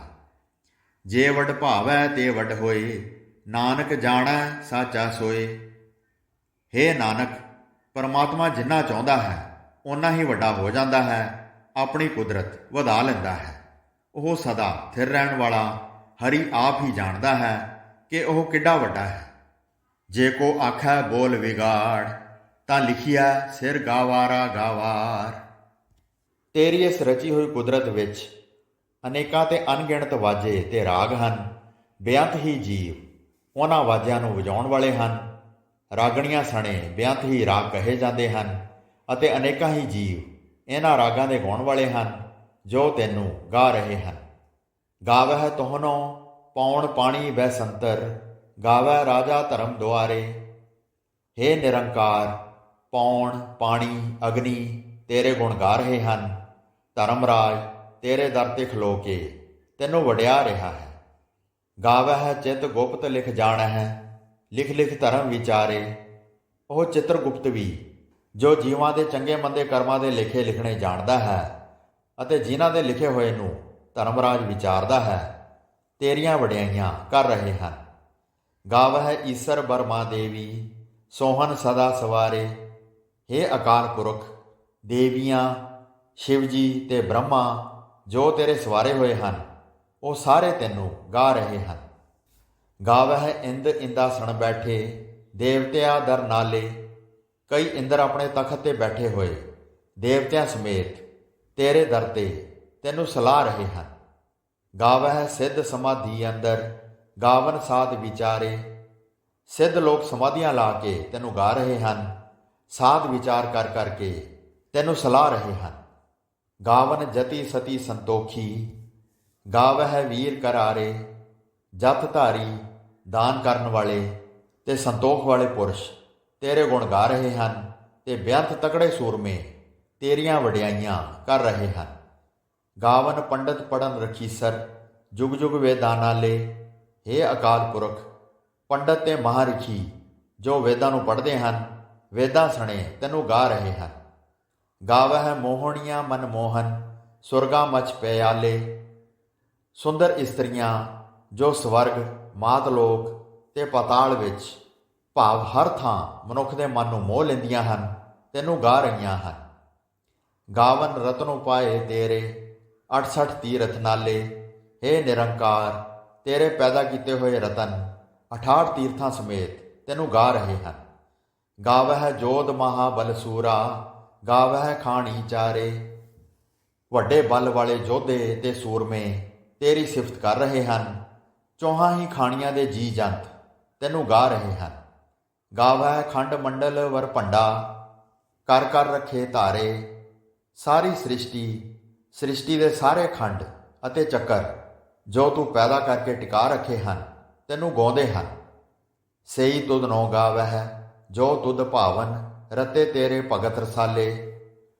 ਹੇ ਅਕਾਲ ਪੁਰਖ, ਅਸਲ ਵਿੱਚ ਤਾਂ ਉਹ ਤੇਰੇ ਪ੍ਰੇਮ ਵਿੱਚ ਰਤੇ ਰਸੀਏ ਭਗਤ ਜਨ ਤੈਨੂੰ ਗਾਉਂਦੇ ਹਨ। ਭਾਵ ਉਹਨਾਂ ਦਾ ਹੀ ਗਾਉਣਾ ਸਫਲ ਹੈ ਜੋ ਤੈਨੂੰ ਚੰਗੇ ਲੱਗਦੇ ਹਨ। ਹੋਰ ਕੇਤੇ ਗਾਵਨ, ਸੇ ਮੈਂ ਚਿਤ ਨਾ ਆਵਨ, ਨਾਨਕ ਕਿਆ ਵਿਚਾਰੇ। ਅਨੇਕਾਂ ਹੋਰ ਜੀਵ ਤੈਨੂੰ ਗਾ ਰਹੇ ਹਨ ਜਿਹੜੇ ਮੈਥੋਂ ਗਿਣੇ ਵੀ ਨਹੀਂ ਜਾ ਸਕਦੇ। ਭਲਾ ਨਾਨਕ ਵਿਚਾਰਾ ਕੀ ਵਿਚਾਰ ਕਰ ਸਕਦਾ ਹੈ। ਸੋਈ ਸੋਈ ਸਦਾ ਸੱਚ ਸਾਹਿਬ, ਸਾਚਾ ਸਾਚੀ ਨਾਈ। ਉਹ ਅਕਾਲ ਪੁਰਖ ਸਦਾ ਥਿਰ ਹੈ, ਉਹ ਮਾਲਕ ਸੱਚਾ ਹੈ, ਉਸ ਦੀ ਵਡਿਆਈ ਵੀ ਸਦਾ ਅਟਲ ਹੈ ਭੀ ਹੋਸੀ ਜਾਏ ਨਾ ਜਾਸੀ, ਰਚਨਾ ਜਿਨ ਰਚਾਈ। ਜਿਸ ਅਕਾਲ ਪੁਰਖ ਨੇ ਇਹ ਸ੍ਰਿਸ਼ਟੀ ਪੈਦਾ ਕੀਤੀ ਹੈ, ਉਹ ਇਸ ਵੇਲੇ ਮੌਜੂਦ ਹੈ ਤੇ ਸਦਾ ਰਹੇਗਾ। ਨਾ ਉਹ ਜੰਮਿਆ ਹੈ ਅਤੇ ਨਾ ਹੀ ਮਰੇਗਾ। ਰੰਗੀ ਰੰਗੀ ਭਾਤੀ ਕਰ ਕਰ ਜਿਨਸੀ, ਮਾਇਆ ਜਿਨ ਉਪਾਈ। ਜਿਸ ਅਕਾਲ ਪੁਰਖ ਨੇ ਕਈ ਰੰਗਾਂ, ਕਿਸਮਾਂ ਅਤੇ ਜਿਣਸਾਂ ਦੀ ਮਾਇਆ ਰਚ ਦਿੱਤੀ ਹੈ। ਕਰ ਕਰ ਵੇਖਿਆ ਕੀਤਾ ਆਪਣਾ, ਜਿਵ ਤਿਸ ਦੀ ਵਡਿਆਈ। ਉਹ ਜਿਵੇਂ ਉਸ ਦੀ ਰਜ਼ਾ ਹੈ, ਭਾਵ ਜਿੱਡਾ ਵੱਡਾ ਆਪ ਹੈ, ਓਡੇ ਵੱਡੇ ਜਿਗਰੇ ਨਾਲ ਜਗਤ ਨੂੰ ਰਚ ਕੇ ਆਪਣੇ ਪੈਦਾ ਕੀਤੇ ਹੋਏ ਦੀ ਸੰਭਾਲ ਵੀ ਕਰ ਰਿਹਾ ਹੈ। ਜੋ ਤਿਸ ਭਾਵੈ ਸੋਈ ਕਰਸੀ, ਹੁਕਮ ਨਾ ਕਰਨਾ ਜਾਈ। ਜੋ ਕੁਝ ਅਕਾਲ ਪੁਰਖ ਨੂੰ ਭਾਉਂਦਾ ਹੈ ਉਹ ਹੀ ਕਰੇਗਾ। ਕਿਸੇ ਜੀ ਪਾਸੋਂ ਅਕਾਲ ਪੁਰਖ ਅੱਗੇ ਹੁਕਮ ਨਹੀਂ ਕੀਤਾ ਜਾ ਸਕਦਾ। ਉਸ ਨੂੰ ਇਹ ਨਹੀਂ ਆਖ ਸਕਦੇ ਇਉਂ ਨਾ ਕਰੀ, ਇਉਂ ਕਰ। ਸੋ ਪਾਤਸ਼ਾਹੋ ਸਾਹਾ ਪਤ ਸਾਹਿਬ, ਨਾਨਕ ਰਹਿਣ ਰਜਾਈ। ਅਕਾਲ ਪੁਰਖ ਪਾਤਸ਼ਾਹ ਹੈ, ਪਾਤਸ਼ਾਹਾਂ ਦਾ ਵੀ ਪਾਤਸ਼ਾਹ ਹੈ। ਹੇ ਨਾਨਕ, ਜੀਵਾਂ ਨੂੰ ਉਸ ਦੀ ਰਜਾ ਵਿੱਚ ਰਹਿਣਾ ਹੀ ਫੱਬਦਾ ਹੈ। ਮੁੰਦਾ ਸੰਤੋਖ ਸਰਮਪਤ ਝੋਲੀ, ਧਿਆਨ ਕੀ ਕਰਹਿ ਵਿਭੂਤ। ਹੇ ਜੋਗੀ, ਜੇ ਤੂੰ ਸੰਤੋਖ ਨੂੰ ਆਪਣੀਆਂ ਮੁੰਦਰਾਂ ਬਣਾਵੇਂ, ਮਿਹਨਤ ਨੂੰ ਖੱਪਰ ਤੇ ਝੋਲੀ ਅਤੇ ਅਕਾਲ ਪੁਰਖ ਦੇ ਧਿਆਨ ਦੀ ਸੁਆਹ ਪਿੰਡੇ ਤੇ ਮਲੇ। ਖਿੰਥਾ ਕਾਲ ਕੁਆਰੀ ਕਾਇਆ, ਜੁਗਤ ਡੰਡਾ ਪ੍ਰਤੀਤ। ਮੌਤ ਦਾ ਭਉ ਤੇਰੀ ਗੋਦੜੀ ਹੋਵੇ, ਸਰੀਰ ਨੂੰ ਵਿਕਾਰਾਂ ਤੋਂ ਬਚਾ ਕੇ ਰੱਖਣਾ ਤੇਰੇ ਲਈ ਜੋਗ ਦੀ ਰਹਿਤ ਹੋਵੇ ਅਤੇ ਸ਼ਰਧਾ ਨੂੰ ਡੰਡਾ ਬਣਾਵੇਂ ਤਾਂ ਅੰਦਰੋਂ ਕੂੜ ਦੀ ਕੰਧ ਟੁੱਟ ਸਕਦੀ ਹੈ। ਆਈ ਪੰਥੀ ਸਗਲ ਜਮਾਤੀ, ਮਨ ਜੀਤਾ ਜਗ ਜੀਤ। ਜੋ ਮਨੁੱਖ ਸਾਰੀ ਸ੍ਰਿਸ਼ਟੀ ਦੇ ਜੀਵਾਂ ਨੂੰ ਆਪਣੇ ਸੱਜਣ ਮਿੱਤਰ ਸਮਝਦਾ ਹੈ, ਅਸਲ ਵਿੱਚ ਉਹੀ ਆਈ ਪੰਥ ਵਾਲਾ ਹੈ। ਜੇ ਆਪਣਾ ਮਨ ਜਿੱਤਿਆ ਜਾਏ ਤਾਂ ਸਾਰਾ ਜਗਤ ਹੀ ਜਿੱਤਿਆ ਜਾਂਦਾ ਹੈ। ਭਾਵ ਤਾਂ ਜਗਤ ਦੀ ਮਾਇਆ ਪਰਮਾਤਮਾ ਤੋਂ ਵਿਛੋੜ ਨਹੀਂ ਸਕਦੀ। ਆਦੇਸ ਤਿਸੈ ਆਦੇਸ, ਆਦ ਅਨੀਲ ਅਨਾਦ ਅਨਾਹਤ, ਜੁਗ ਜੁਗ ਏਕੋ ਵੇਸ। ਸੋ ਕੂੜ ਦੀ ਕੰਧ ਦੂਰ ਕਰਨ ਲਈ ਕੇਵਲ ਉਸ ਅਕਾਲ ਪੁਰਖ ਨੂੰ ਪ੍ਰਣਾਮ ਕਰੋ, ਜੋ ਸਭ ਦਾ ਮੁੱਢ ਹੈ, ਜੋ ਸੁੱਧ ਸਰੂਪ ਹੈ, ਜਿਸ ਦਾ ਕੋਈ ਵੀ ਮੁੱਢ ਨਹੀਂ ਲੱਭ ਸਕਦਾ, ਜੋ ਨਾਸ ਰਹਿਤ ਹੈ ਅਤੇ ਜੋ ਸਦਾ ਹੀ ਇੱਕੋ ਜਿਹਾ ਰਹਿੰਦਾ ਹੈ। ਭੁਗਤ ਗਿਆਨ ਦਇਆ ਭੰਡਾਰਣ, ਘਟ ਘਟ ਵੱਜ ਹੈ ਨਾਦ। ਆਪ ਨਾਥ ਨਾਥੀ ਸਭ ਜਾਕੀ, ਰਿੱਧ ਸਿੱਧ ਅਵਰਾ ਸਾਧ। ਹੇ ਜੋਗੀ, ਜੇ ਅਕਾਲ ਪੁਰਖ ਦੀ ਸਰਵ ਵਿਆਪਕਤਾ ਦਾ ਗਿਆਨ ਤੇਰੇ ਲਈ ਭੰਡਾਰਾ ਚੂਰਮਾ ਹੋਵੇ, ਦਇਆ ਇਸ ਗਿਆਨ ਰੂਪ ਭੰਡਾਰੇ ਦੀ ਵਰਤਾਵੀ ਹੋਵੇ, ਹਰੇਕ ਜੀਵ ਦੇ ਅੰਦਰ ਜਿਹੜੀ ਜ਼ਿੰਦਗੀ ਦੀ ਰੌ ਚੱਲ ਰਹੀ ਹੈ, ਭੰਡਾਰਾ ਛਕਣ ਵੇਲੇ ਜੇ ਤੇਰੇ ਅੰਦਰ ਇਹ ਨਾਦੀ ਵੱਜ ਰਹੀ ਹੋਵੇ, ਤੇਰਾ ਨਾਥ ਆਪ ਅਕਾਲ ਪੁਰਖ ਹੋਵੇ, ਜਿਸ ਦੇ ਵਸ ਵਿੱਚ ਸਾਰੀ ਸ੍ਰਿਸ਼ਟੀ ਹੈ, ਤਾਂ ਕੂੜ ਦੀ ਕੰਧ ਤੇਰੇ ਅੰਦਰੋਂ ਟੁੱਟ ਕੇ ਪਰਮਾਤਮਾ ਨਾਲੋਂ ਤੇਰੀ ਵਿੱਥ ਮਿਟ ਸਕਦੀ ਹੈ। ਯੋਗ ਸਾਧਨਾ ਦੀ ਰਾਹੀਂ ਪ੍ਰਾਪਤ ਹੋਈਆਂ ਰਿੱਧੀਆਂ ਸਿੱਧੀਆਂ ਵਿਅਰਥ ਹਨ। ਇਹ ਰਿੱਧੀਆਂ ਤੇ ਸਿੱਧੀਆਂ ਤਾਂ ਕਿਸੇ ਹੋਰ ਪਾਸੇ ਖੜਨ ਵਾਲੇ ਸੁਆਦ ਹਨ। ਸੰਜੋਗ ਵਿਜੋਗ ਦੋਏ ਕਾਰ ਚਲਾਵਹਿ, ਲੇਖੇ ਆਵਹਿ ਭਾਗ। ਅਕਾਲ ਪੁਰਖ ਦੀ ਸੰਜੋਗ ਸੱਤਾ ਤੇ ਵਿਜੋਗ ਸੱਤਾ ਦੋਵੇਂ ਮਿਲ ਕੇ ਇਸ ਸੰਸਾਰ ਦੀ ਕਾਰ ਨੂੰ ਚਲਾ ਰਹੀਆਂ ਹਨ। ਭਾਵ ਪਿਛਲੇ ਸੰਜੋਗਾਂ ਕਰਕੇ ਟੱਬਰ ਆਦਿਕਾਂ ਦੇ ਜੀਵ ਇੱਥੇ ਆ ਕੇ ਇਕੱਠੇ ਹੁੰਦੇ ਹਨ, ਰਜ਼ਾ ਵਿੱਚ ਫਿਰ ਵਿਛੜ ਕੇ ਆਪੋ ਆਪਣੀ ਵਾਰੀ ਇੱਥੋਂ ਤੁਰ ਜਾਂਦੇ ਹਨ ਅਤੇ ਸਭ ਜੀਵਾਂ ਦੇ ਕੀਤੇ ਕਰਮਾਂ ਦੇ ਲੇਖ ਅਨੁਸਾਰ ਦਰਜਾ ਬਦਰਜਾ ਸੁੱਖ ਦੁੱਖ ਦੇ ਛਾਂਦੇ ਮਿਲ ਰਹੇ ਹਨ। ਜੇ ਇਹ ਯਕੀਨ ਬਣ ਜਾਏ ਤਾਂ ਅੰਦਰੋਂ ਕੂੜ ਦੀ ਕੰਧ ਟੁੱਟ ਜਾਂਦੀ ਹੈ। ਆਦੇਸ ਤਿਸੈ ਆਦੇਸ, ਆਦ ਅਨੀਲ ਅਨਾਦ ਅਨਾਹਤ, ਜੁਗ ਜੁਗ ਏਕੋ ਵੇਸ। ਸੋ ਕੂੜ ਦੀ ਕੰਧ ਦੂਰ ਕਰਨ ਲਈ ਕੇਵਲ ਉਸ ਅਕਾਲ ਪੁਰਖ ਨੂੰ ਪ੍ਰਣਾਮ ਕਰੋ, ਜੋ ਸਭ ਦਾ ਮੁੱਢ ਹੈ, ਜੋ ਸੁੱਧ ਸਰੂਪ ਹੈ, ਜਿਸ ਦਾ ਕੋਈ ਮੁੱਢ ਨਹੀਂ ਲੱਭ ਸਕਦਾ, ਜੋ ਨਾਸ ਰਹਿਤ ਹੈ ਅਤੇ ਜੋ ਸਦਾ ਇੱਕੋ ਜਿਹਾ ਰਹਿੰਦਾ ਹੈ। ਏਕਾ ਮਾਈ ਜੁਗਤ ਵਿਆਈ, ਤਿੰਨ ਚੇਲੇ ਪਰਵਾਣ। ਲੋਕਾਂ ਵਿੱਚ ਇਹ ਖਿਆਲ ਆਮ ਪ੍ਰਚਲਿਤ ਹੈ ਕਿ ਇੱਕ ਇਕੱਲੀ ਮਾਇਆ ਕਿਸੇ ਜੁਗਤੀ ਨਾਲ ਪ੍ਰਸੂਤ ਹੋਈ ਤੇ ਪ੍ਰਤੱਖ ਤੌਰ ਤੇ ਉਸਦੇ ਤਿੰਨ ਪੁੱਤਰ ਜੰਮ ਪਏ, ਇੱਕ ਸੰਸਾਰੀ, ਇੱਕ ਭੰਡਾਰੀ, ਇੱਕ ਲਾਏ ਦੀ ਬਾਣ। ਉਹਨਾਂ ਵਿੱਚੋਂ ਇੱਕ ਬ੍ਰਹਮਾ ਘਰ-ਬਾਰੀ ਬਣ ਗਿਆ, ਭਾਵ ਜੀਵ ਜਨਤਾ ਨੂੰ ਪੈਦਾ ਕਰਨ ਲੱਗ ਪਿਆ। ਇੱਕ ਵਿਸ਼ਨੂੰ ਭੰਡਾਰੇ ਦਾ ਮਾਲਕ ਬਣ ਗਿਆ, ਭਾਵ ਜੀਵਾਂ ਨੂੰ ਰਿਜ਼ਕ ਅਪੜਾਉਣ ਦਾ ਕੰਮ ਕਰਨ ਲੱਗਾ। ਅਤੇ ਇੱਕ ਸ਼ਿਵਜੀ ਕਚਹਿਰੀ ਲਾਉਂਦਾ ਹੈ, ਭਾਵ ਜੀਵਾਂ ਨੂੰ ਸੰਘਾਰਦਾ ਹੈ। ਜਿਵ ਤਿਸ ਭਾਵੈ ਤਿਵੈ ਚਲਾਵੈ, ਜਿਵ ਹੋਵੈ ਫੁਰਮਾਨ। ਉਹ ਵੇਖੈ ਉਹਨਾਂ ਨਦਰ ਨਾ ਆਵੈ, ਬਹੁਤਾ ਇਹੋ ਵਿਡਾਣ। ਪਰ ਅਸਲ ਗੱਲ ਇਹ ਹੈ, ਜਿਵੇਂ ਉਸ ਅਕਾਲ ਪੁਰਖ ਨੂੰ ਭਾਉਂਦਾ ਹੈ ਅਤੇ ਜਿਵੇਂ ਉਸ ਦਾ ਹੁਕਮ ਹੁੰਦਾ ਹੈ, ਤਿਵੇਂ ਹੀ ਉਹ ਆਪ ਸੰਸਾਰ ਦੀ ਕਾਰ ਚਲਾ ਰਿਹਾ ਹੈ। ਇਹਨਾਂ ਬ੍ਰਹਮਾ, ਵਿਸ਼ਨੂੰ ਅਤੇ ਸ਼ਿਵਜੀ ਦੇ ਕੁਝ ਹੱਥ ਨਹੀਂ। ਇਹ ਬੜਾ ਅਚਰਜ ਕੌਤਕ ਹੈ ਕਿ ਉਹ ਅਕਾਲ ਪੁਰਖ ਸਭ ਜੀਵਾਂ ਨੂੰ ਵੇਖ ਰਿਹਾ ਹੈ, ਪਰ ਜੀਵਾਂ ਨੂੰ ਅਕਾਲ ਪੁਰਖ ਨਹੀਂ ਦਿਸਦਾ। ਆਦੇਸ ਤਿਸੈ ਆਦੇਸ, ਆਦ ਅਨੀਲ ਅਨਾਦ ਅਨਾਹਤ, ਜੁਗ ਜੁਗ ਏਕੋ ਵੇਸ। ਸੋ ਬ੍ਰਹਮਾ, ਵਿਸ਼ਨੂੰ, ਸ਼ਿਵਜੀ ਆਦਿਕ ਦੇ ਥਾਂ ਕੇਵਲ ਉਸ ਅਕਾਲ ਪੁਰਖ ਨੂੰ ਨਮਸਕਾਰ ਕਰੋ।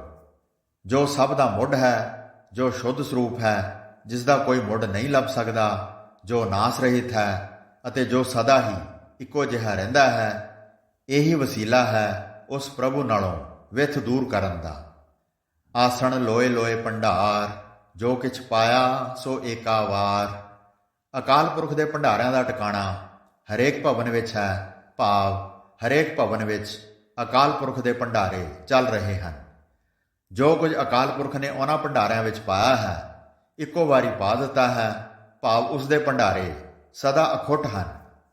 ਕਰ ਕਰ ਵੇਖੈ ਸਿਰਜਣਹਾਰ, ਨਾਨਕ ਸੱਚੇ ਕੀ ਸਾਚੀ ਕਾਰ।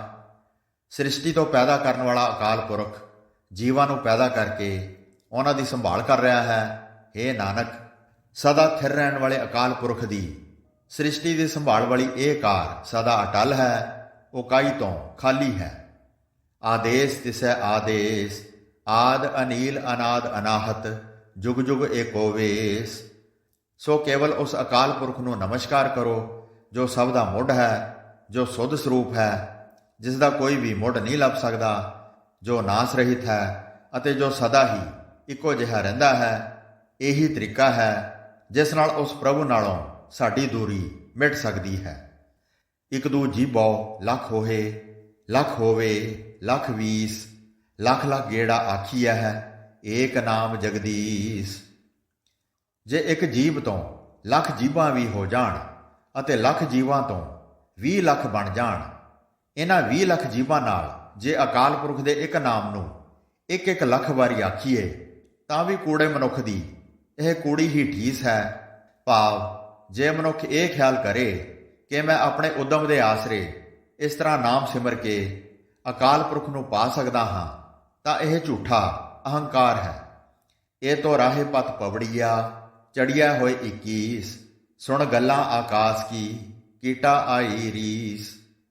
ਇਸ ਰਸਤੇ ਵਿੱਚ ਪਰਮਾਤਮਾ ਨਾਲੋਂ ਵਿਥ ਦੂਰ ਕਰਨ ਵਾਲੇ ਰਾਹ ਵਿੱਚ ਅਕਾਲ ਪੁਰਖ ਨੂੰ ਮਿਲਣ ਵਾਸਤੇ ਜੋ ਪੌੜੀਆਂ ਹਨ, ਉਹਨਾਂ ਉੱਤੇ ਆਪਾ ਭਾਵ ਗਵਾ ਕੇ ਹੀ ਚੜ੍ਹ ਸਕੀਦਾ ਹੈ। ਲੱਖਾਂ ਜੀਵਾਂ ਨਾਲ ਵੀ ਗਿਣਤੀ ਦੇ ਸਿਮਰਨ ਨਾਲ ਕੁਝ ਨਹੀਂ ਬਣਦਾ। ਸੁਣ ਗੱਲਾਂ ਆਕਾਸ ਕੀ, ਕੀਟਾ ਆਈ ਰੀਸ। ਆਪਾ ਭਾਵ ਦੂਰ ਕਰਨ ਤੋਂ ਬਿਨਾਂ ਇਹ ਗਿਣਤੀ ਦੇ ਪਾਠਾਂ ਵਾਲਾ ਉਦਮ ਇਉਂ ਹੈ ਮਾਨੋ ਆਕਾਸ਼ ਦੀਆਂ ਗੱਲਾਂ ਸੁਣ ਕੇ ਕੀੜਿਆਂ ਨੂੰ ਵੀ ਇਹ ਰੀਸ ਆ ਗਈ ਹੈ ਕਿ ਅਸੀਂ ਵੀ ਆਕਾਸ਼ ਤੇ ਅੱਪੜ ਜਾਈਏ। ਨਾਨਕ ਨਦਰੀ ਪਾਈਐ, ਕੂੜੀ ਕੂੜੈ ਠੀਸ। ਹੇ ਨਾਨਕ, ਜੇ ਅਕਾਲ ਪੁਰਖ ਮਿਹਰ ਦੀ ਨਜ਼ਰ ਕਰੇ ਤਾਂ ਹੀ ਉਸ ਨੂੰ ਮਿਲੀਦਾ ਹੈ, ਨਹੀਂ ਤਾਂ ਕੂੜੇ ਮਨੁੱਖ ਦੀ ਆਪਣੇ ਆਪ ਦੀ ਨਿਰੀ ਕੂੜੀ ਹੀ ਵਡਿਆਈ ਹੈ ਕਿ ਮੈਂ ਸਿਮਰਨ ਕਰ ਰਿਹਾ ਹਾਂ।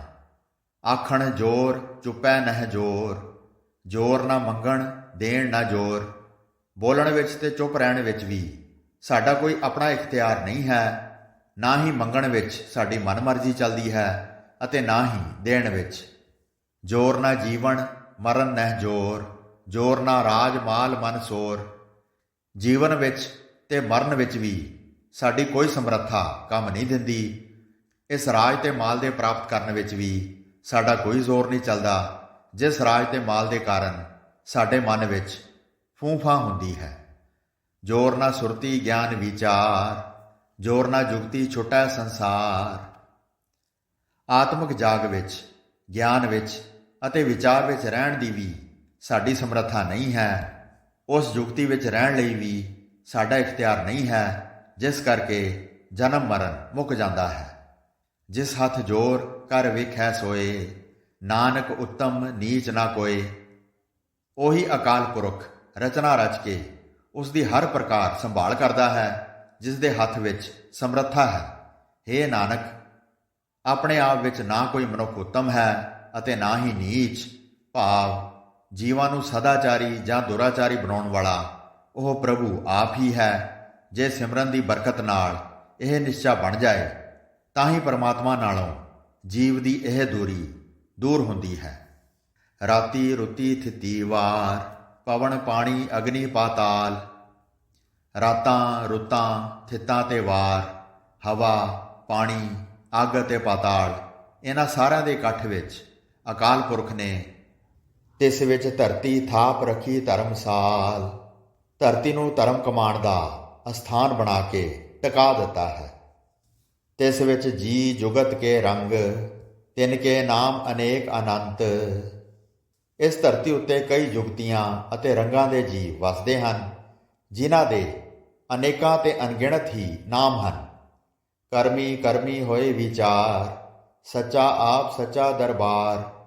ਇਹਨਾਂ ਅਨੇਕਾਂ ਨਾਵਾਂ ਤੇ ਰੰਗਾਂ ਵਾਲੇ ਜੀਵਾਂ ਦੇ ਆਪੋ ਆਪਣੇ ਕੀਤੇ ਹੋਏ ਕਰਮਾਂ ਅਨੁਸਾਰ ਅਕਾਲ ਪੁਰਖ ਦੇ ਦਰ 'ਤੇ ਨਿਬੇੜਾ ਹੁੰਦਾ ਹੈ, ਜਿਸ ਵਿੱਚ ਕੋਈ ਉਕਾਈ ਨਹੀਂ ਹੁੰਦੀ, ਕਿਉਂਕਿ ਨਿਆਂ ਕਰਨ ਵਾਲਾ ਅਕਾਲ ਪੁਰਖ ਆਪ ਸੱਚਾ ਹੈ, ਉਸ ਦਾ ਦਰਬਾਰ ਵੀ ਸੱਚਾ ਹੈ। ਤਿੱਥੈ ਸੋਹਨ ਪੰਚ ਪਰਵਾਣ, ਨਦਰੀ ਕਰਮ ਪਵੈ ਨਿਸ਼ਾਨ। ਉਸ ਦਰਬਾਰ ਵਿੱਚ ਸੰਤ ਜਨ ਪ੍ਰਤੱਖ ਤੌਰ 'ਤੇ ਸੋਭਦੇ ਹਨ ਅਤੇ ਮਿਹਰ ਦੀ ਨਜ਼ਰ ਕਰਨ ਵਾਲੇ ਅਕਾਲ ਪੁਰਖ ਦੀ ਬਖਸ਼ਿਸ਼ ਨਾਲ ਉਹਨਾਂ ਸੰਤ ਜਨਾਂ ਦੇ ਮੱਥੇ ਉੱਤੇ ਵਡਿਆਈ ਦਾ ਨਿਸ਼ਾਨ ਚਮਕ ਪੈਂਦਾ ਹੈ। ਕੱਚ ਪਕਾਈ ਓਥੈ ਪਾਏ, ਨਾਨਕ ਗਿਆ ਜਾ ਪੈ ਜਾਏ। ਇੱਥੇ ਸੰਸਾਰ ਵਿੱਚ ਕਿਸੇ ਦਾ ਵੱਡਾ ਛੋਟਾ ਖਵਾਉਣਾ ਕਿਸੇ ਅਰਥ ਨਹੀਂ। ਇਹਨਾਂ ਦੀ ਕਚਿਆਈ ਪਕਿਆਈ ਅਕਾਲ ਪੁਰਖ ਦੇ ਦਰ 'ਤੇ ਜਾ ਕੇ ਹੀ ਪਤਾ ਲੱਗਦੀ ਹੈ। ਹੇ ਨਾਨਕ, ਅਕਾਲ ਪੁਰਖ ਦੇ ਦਰ 'ਤੇ ਗਿਆ ਹੀ ਸਮਝ ਆਉਂਦੀ ਹੈ ਕਿ ਅਸਲ ਵਿੱਚ ਕੌਣ ਪੱਕਾ ਹੈ ਤੇ ਕੌਣ ਕੱਚਾ ਹੈ। ਧਰਮ ਖੰਡ ਕਾ ਇਹੋ ਧਰਮ, ਗਿਆਨ ਖੰਡ ਕਾ ਆਖੋ ਕਰਮ। ਧਰਮ ਖੰਡ ਦਾ ਨਿਰਾ ਇਹੀ ਕਰਤੱਵ ਹੈ ਜੋ ਪਿੱਛੇ ਗੁਰੂ ਸਾਹਿਬ ਨੇ ਦੱਸਿਆ ਹੈ। ਹੁਣ ਗਿਆਨ ਖੰਡ ਦਾ ਕਰਤੱਵ ਵੀ ਸਮਝ ਲਓ, ਜੋ ਅਗਲੀਆਂ ਤੁਕਾਂ ਵਿੱਚ ਹੈ। ਕੇਤੇ ਪਵਨ ਪਾਣੀ ਵੈ ਸੰਤਰ, ਕੇਤੇ ਕਾਨ ਮਹੇਸ਼। ਕੇਤੇ ਬਰਮੇ ਘਾੜਤ ਘੜੀਆ ਹੈ, ਰੂਪ ਰੰਗ ਕੇ ਵੇਸ। ਅਕਾਲ ਪੁਰਖ ਦੀ ਰਚਨਾ ਵਿੱਚ ਕਈ ਪ੍ਰਕਾਰ ਦੇ ਪੌਣ, ਪਾਣੀ ਤੇ ਅਗਨੀਆਂ ਹਨ। ਕਈ ਕ੍ਰਿਸ਼ਨ ਹਨ ਤੇ ਕਈ ਸ਼ਿਵ ਜੀ ਹਨ। ਕਈ ਬ੍ਰਹਮੇ ਪੈਦਾ ਕੀਤੇ ਜਾ ਰਹੇ ਹਨ, ਜਿਨ੍ਹਾਂ ਦੇ ਕਈ ਰੂਪ, ਕਈ ਰੰਗ ਤੇ ਕਈ ਵੇਸ ਹਨ। ਕੇਤੀਆ ਕਰਮ ਭੂਮੀ ਮੇਰ ਕੇਤੇ, ਕੇਤੇ ਧੂ ਉਪਦੇਸ਼। ਕੇਤੇ ਇੰਦ ਚੰਦ ਸੂਰ ਕੇਤੇ, ਕੇਤੇ ਮੰਡਲ ਦੇਸ। ਅਕਾਲ ਪੁਰਖ ਦੀ ਕੁਦਰਤ ਵਿੱਚ ਬੇਅੰਤ ਧਰਤੀਆਂ ਹਨ, ਬੇਅੰਤ ਮੇਰੂ ਪਰਬਤ ਹਨ, ਬੇਅੰਤ ਧਰੂ ਭਗਤ ਤੇ ਉਹਨਾਂ ਦੇ ਉਪਦੇਸ਼ ਹਨ। ਬੇਅੰਤ ਇੰਦਰ ਦੇਵਤੇ, ਚੰਦਰਮਾ, ਬੇਅੰਤ ਸੂਰਜ ਅਤੇ ਬੇਅੰਤ ਪਵਨ ਚੱਕਰ ਹਨ। ਕੇਤੇ ਸਿੱਧ ਬੁੱਧਨਾਥ ਕੇਤੇ, ਕੇਤੇ ਦੇਵੀ ਵੇਸ। ਕੇਤੇ ਦੇਵ ਦਾਨਵ ਮੁਨ ਕੇਤੇ, ਕੇਤੇ ਰਤਨ ਸਮੁੰਦ। ਬੇਅੰਤ ਸਿੱਧ ਹਨ, ਬੇਅੰਤ ਬੁੱਧ ਅਵਤਾਰ ਹਨ, ਬੇਅੰਤ ਨਾਥ ਹਨ ਅਤੇ ਬੇਅੰਤ ਦੇਵੀਆਂ ਦੇ ਪਹਿਰਾਵੇ ਹਨ। ਅਕਾਲ ਪੁਰਖ ਦੀ ਰਚਨਾ ਵਿੱਚ ਬੇਅੰਤ ਦੇਵਤੇ ਅਤੇ ਦੈਂਤ ਹਨ, ਬੇਅੰਤ ਮੁਨੀ ਹਨ, ਬੇਅੰਤ ਪ੍ਰਕਾਰ ਦੇ ਰਤਨ ਤੇ ਰਤਨਾਂ ਦੇ ਸਮੁੰਦਰ ਹਨ। ਕੇਤੀਆ ਖਾਣੀ, ਕੇਤੀਆ ਬਾਣੀ, ਕੇਤੇ ਪਾਤ ਨਰਿੰਦ। ਕੇਤੀਆ ਸੁਰਤੀ ਸੇਵਕ ਕੇਤੇ, ਨਾਨਕ ਅੰਤ ਨਾ ਅੰਤ। ਅਕਾਲ ਪੁਰਖ ਦੀ ਰਚਨਾ ਵਿੱਚ ਜੀਵ ਰਚਨਾ ਦੀਆਂ ਬੇਅੰਤ ਖਾਣੀਆਂ ਹਨ। ਜੀਵਾਂ ਦੀਆਂ ਬੋਲੀਆਂ ਵੀ ਚਾਰ ਨਹੀਂ, ਬੇਅੰਤ ਬਾਣੀਆਂ ਹਨ। ਬੇਅੰਤ ਪਾਤਸ਼ਾਹ ਤੇ ਰਾਜੇ ਹਨ। ਬੇਅੰਤ ਪ੍ਰਕਾਰ ਦੇ ਧਿਆਨ ਹਨ, ਜੋ ਜੀਵ ਮਨ ਦੁਆਰਾ ਲਾਉਂਦੇ ਹਨ। ਬੇਅੰਤ ਸੇਵਕ ਹਨ। ਹੇ ਨਾਨਕ, ਤੇਰਾ ਕੋਈ ਅੰਤ ਨਹੀਂ ਪੈ ਸਕਦਾ। ਗਿਆਨ ਖੰਡ ਮੈਂ ਗਿਆਨ ਪ੍ਰਚੰਡ, ਤਿੱਥੈ ਨਾਦ ਵਿਨੋਦ ਕੋੜ ਆਨੰਦ। ਗਿਆਨ ਖੰਡ ਵਿੱਚ ਭਾਵ ਮਨੁੱਖ ਦੀ ਗਿਆਨ ਅਵਸਥਾ ਵਿੱਚ ਗਿਆਨ ਹੀ ਬਲਵਾਨ ਹੁੰਦਾ ਹੈ। ਇਸ ਅਵਸਥਾ ਵਿੱਚ ਮਾਨੋ ਸਭ ਰਾਗਾਂ, ਤਮਾਸ਼ਿਆਂ ਤੇ ਕੌਤਕਾਂ ਦਾ ਸਵਾਦ ਆ ਜਾਂਦਾ ਹੈ। ਸਰਮ ਖੰਡ ਕੀ ਬਾਣੀ ਰੂਪ, ਤਿੱਥੈ ਘਾੜਤ ਘੜੀਐ ਬਹੁਤ ਅਨੂਪ। ਉਦਮ ਅਵਸਥਾ ਦੀ ਬਨਾਵਟ ਸੁੰਦਰਤਾ ਹੈ, ਭਾਵ ਇਸ ਅਵਸਥਾ ਵਿੱਚ ਆ ਕੇ ਮਨ ਦਿਨੋਂ ਦਿਨ ਸੋਹਣਾ ਬਣਨਾ ਸ਼ੁਰੂ ਹੋ ਜਾਂਦਾ ਹੈ। ਇਸ ਅਵਸਥਾ ਵਿੱਚ ਨਵੀਂ ਘਾੜਤ ਦੇ ਕਾਰਨ ਮਨ ਬਹੁਤ ਹੀ ਸੋਹਣਾ ਘੜਿਆ ਜਾਂਦਾ ਹੈ। ਤਾਂ ਕੀਆ ਗੱਲਾਂ ਕਥੀਆਂ ਨਾ ਜਾਹੇ, ਜੇ ਕੋ ਕਹੈ ਪਿੱਛੇ ਪਛਤਾਏ। ਉਸ ਅਵਸਥਾ ਦੀਆਂ ਗੱਲਾਂ ਬਿਆਨ ਨਹੀਂ ਕੀਤੀਆਂ ਜਾ ਸਕਦੀਆਂ। ਜੇ ਕੋਈ ਮਨੁੱਖ ਬਿਆਨ ਕਰਦਾ ਹੈ ਤਾਂ ਪਿੱਛੋਂ ਪਛਤਾਉਂਦਾ ਹੈ, ਕਿਉਂਕਿ ਉਹ ਬਿਆਨ ਕਰਨ ਦੇ ਅਸਮਰੱਥ ਰਹਿੰਦਾ ਹੈ। ਤਿੱਥੈ ਘੜੀਐ ਸੁਰਤ ਮਤ ਮਨ ਬੁੱਧ, ਤਿੱਥੈ ਘੜੀਐ ਸੁਰਾ ਸਿੱਧਾ ਕੀ ਸੁਧ। ਉਸ ਮਿਹਨਤ ਵਾਲੀ ਅਵਸਥਾ ਵਿੱਚ ਮਨੁੱਖ ਦੀ ਸੁਰਤ ਤੇ ਮਤ ਘੜੀ ਜਾਂਦੀ ਹੈ, ਭਾਵ ਸੁਰਤ ਤੇ ਮਤ ਉੱਚੀ ਹੋ ਜਾਂਦੀ ਹੈ ਅਤੇ ਮਨ ਵਿੱਚ ਜਾਗਰਤ ਪੈਦਾ ਹੋ ਜਾਂਦੀ ਹੈ। ਸਰਮਖੰਡ ਵਿੱਚ ਦੇਵਤਿਆਂ ਤੇ ਸਿੱਧਾਂ ਵਾਲੀ ਅਕਲ ਮਨੁੱਖ ਦੇ ਅੰਦਰ ਬਣ ਜਾਂਦੀ ਹੈ। ਕਰਮਖੰਡ ਕੀ ਬਾਣੀ ਜੋਰ, ਤਿੱਥੈ ਹੋਰ ਨਾ ਕੋਈ ਹੋਰ।